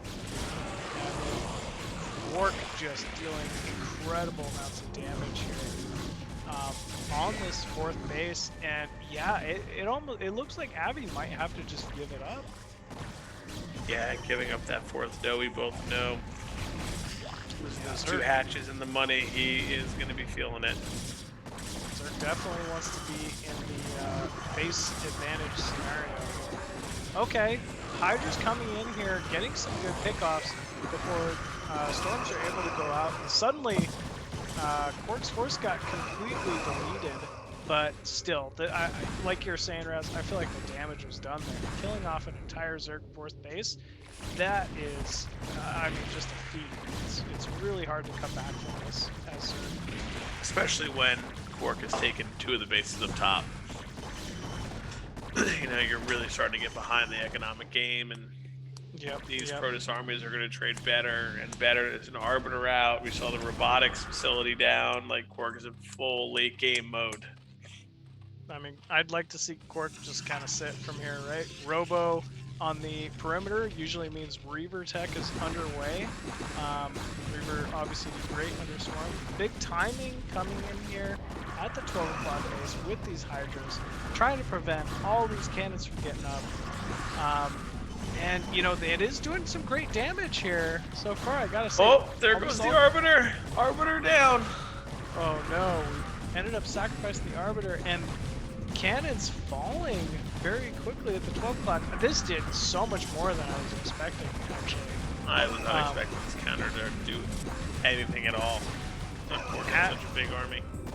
Avi-Love, man, he's crushing it here. At least if he gets the Nexus, it reduces the base count for Kwark here, which would be big, and yes, very comfortably gets that.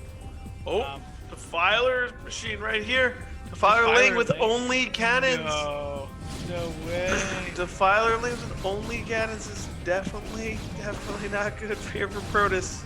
This would be a pretty crazy comeback, man. Avi trying to make it happen here. Those Lings should be able to pick off those cannons momentarily. But actually, no, he targeted the Nexus, and I think they just happened to be in a little slip of space that the cannons could target. I've not seen that. That's some bad luck.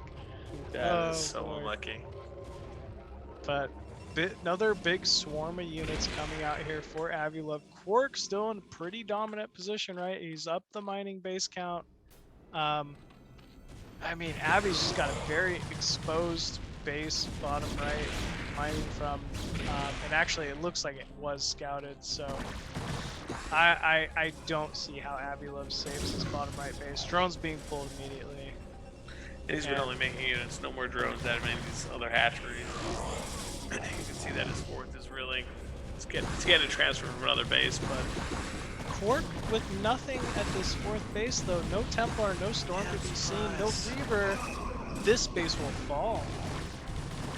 And suddenly Kwark is just in an awkward position, right? The army is kind of spread throughout the center of the map. Did kill that 5th. He's got to just engage this 4th, and this 4th base has to die. Oh, but we're engaging with not that many units. Some units got trapped from the other side. Here we go. We got some Templar. We got some other units coming in. Help reinforce this fight. We have. There it is. The Arbiter. Big storm, but Avi-Love so many Hydras. Machine. Wow, what are we watching? This is incredible, man. This is crazy. what a comeback from both.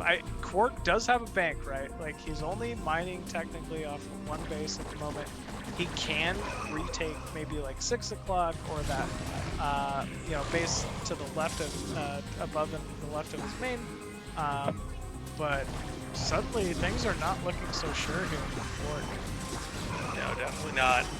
He's probably mining just a little bit from his natural, and the rest is from that third base. Nice snipe from Avi-Love, picking off that Arbiter. I mean, he's Hydra Man. He's just been moving in with Hydra and Ling this whole game. Great upgrades. He's got this Hive tech. He fights well. Ooh, nice surround on this Reaver, trying to hold the 4th base. Probably a little bit of an overextension. Big storm though coming down from Kwark. A lot of blue streaming all over the place here, Regina. I think this Zerg army is pretty strong here. Those two Templar will have other thoughts. We also got a bunch of gas banked up here for Avi. You know, it could be lurker potential at any moment. But he just feels content with fighting. Yeah, Ser coupled with the Arbiter. Against pure Hydra, I don't know. I don't know about this one. Storm drops incoming. Nice. Very good, very good. Very, very nice guff there from Kwark. Very, kind of necessary at this point. Yeah, he's trying to buy some time. Oh no, he's also on the base. He is going to hit that 3rd base the same time as he drops this main. I suddenly understand what the Corsairs are for. He was trying to prevent this. Yeah, man, big drop in that main. That was big damage to the mineral line. There it is. Oh no. It's a stasis. What a stasis. Not a massive stasis. Massive stasis. And Kwark's scrambling, man. He's trying to save his main. He's trying to save this 4th base. He can't even expand because of all this pressure. And Avi-Love once again taking a dominant position in this game. Yeah, this is a tough break here for Kwark. He's really low on minerals. I'm not sure, but he builds back this Nexus. He won't be able to build any more units, really. So trading all this stuff off now is not as positive as it was before because he's hurting on the economy side of things. Yeah, there's no way around it, man. It's painful when you lose mineral lines, you lose Nexuses, you lose bases. Oh no, he's got the Reaver too. Ooh. Oh no. I mean, he's made this a pretty scrappy game, but whenever Zerg starts taking that supply lead, it's kind of an indicator of what's to come here. Avi-Love with so many drones, starting to spread out across the map. He really just kind of needs to lurker up and defend bases at this point. Doesn't even need to put pressure on him. He's got to hang on to what he's got. Kwark with a pretty sizable force too. The issue for Kwark now is he can't really move onto the map. He's got to wait and take his 3rd, maybe try to get a 4th. If he starts to attack and goes out there, he might get wiped by the Zerg force. Just get countered, man. Well, he's sending a little hit squad here, which is nice. Yeah, this is nice, and they will find value. Picking off these drones here before they focus the hatchery. Looks like that's prompted a big counter, though, from Avi-Love. Moving in here to this final remaining base from Kwark. Okay, massive storm. And This yeah, is Avi-Love says... exactly what Kwark needed, Machine. This is exactly what he needed. He needed Avi-Love to slam some units into his storm and pick up a base, and now he might be feeling a little bit better. Yeah, still, these are good trades for Avi-Love too, right? He's trading Zerglings for Dragoons. You kind of take that trade whenever. And he's just kind of building himself slowly back into the game here. And he's got that top center base mining with, like you said, a ton of drones. And this bottom right base. Zerglings are 2-3 upgrades. So yeah, they're killers at this point with Adrenal Gland, so they hit really, really hard. And I mean, Kwark, he's kind of forced to go a little heavier Dragoon than I think he wants to because of the lurker potential, the muta potential. It really could be anything out of Avi-Love at the moment. Yeah, I think he's feeling pretty confident out. Boom. Ooh, no. Nice catch, Zero. Oh man, So no. big Hydra Force and Ling Force in the center here. And- Avi just kind of controlling the map, really. Yeah, we see the supply lead just getting a little crazy there for Zerg. Oh, is this like a harass drop, maybe? Why not, right? Just kind of pull the Protoss army out of position. Yeah, just task him everywhere, task him everywhere. So he's probably not even looking at those units right now. They might end up killing half the Protoss base. It's only a couple groups of, Wing Hydra. Man, yeah, this is doing good damage here already. Robo being focused down by Avi-Love, and I think he should just continue to do more of the same. Yeah, I think he can keep running his army all over the place. I think he can keep pressing. Of course, he's gonna try to take another base and keep his army there, and then why not just keep hitting the main, destroy the infrastructure, and the game's over anyway. He does not have the money to rebuild it. I guess Avi's got to be a little careful because his bank is not big either, so I'm sure he's thinking about it. His supply's big though. Yeah, he's going to see this supply. army and say, let's do this. Yeah. Or he might not. Maybe he just doesn't want to get stormed, Yeah, I understand. When games play out like this and there's like base trades, this and that, things get weird. You don't always know where you are exactly in terms of You're never 100% sure. Even if you're Avi-Love, you're like, I had some good trades. Do I, should I lose this army to see how good I'm doing? Exactly. It's not worth it sometimes. So I respect Avi kind of just staying back and making sure he's securing out the match here for his team. They're plagued there. Ooh, big plague. Scourges on the Arbiter as well. Huge surround by Avi. We have a GG, and Avi's taking it for Team Zerg. Avi-Love. Wow. Closes out the night for Team Zerg. Big night for Zerg here, man. We had Hawk starting it up with the 5 kill. Avi-Love closing it out. Wow, incredible series tonight. As a fellow Zerg, I'm glad I got to cast this one for sure. This was a lot of fun for me to watch. But yeah, man, foreign Zergs, watch out for us. Yeah, really well played by all the players tonight. It was a fantastic series all the way through. I mean, Hawk, what a display. And then Kwark coming in, definitely putting up some big games as well. A lot of back and forth action on some different maps. We can see some different builds. So a little bit of everything sprinkled in here tonight. Yep, on a night with some pretty strong Terrans too. So this was just an incredible night. Had a lot of fun. I hope you folks in chat did too. Yeah, this was great. Yeah, thank you again, Zero, for having us back. We really enjoy these casts. These are fantastic games to cast and interact with the chat. So it's been amazing. Yeah, it has been a pleasure, guys, to have you. I am unmuted, so thank you very much, guys, for joining.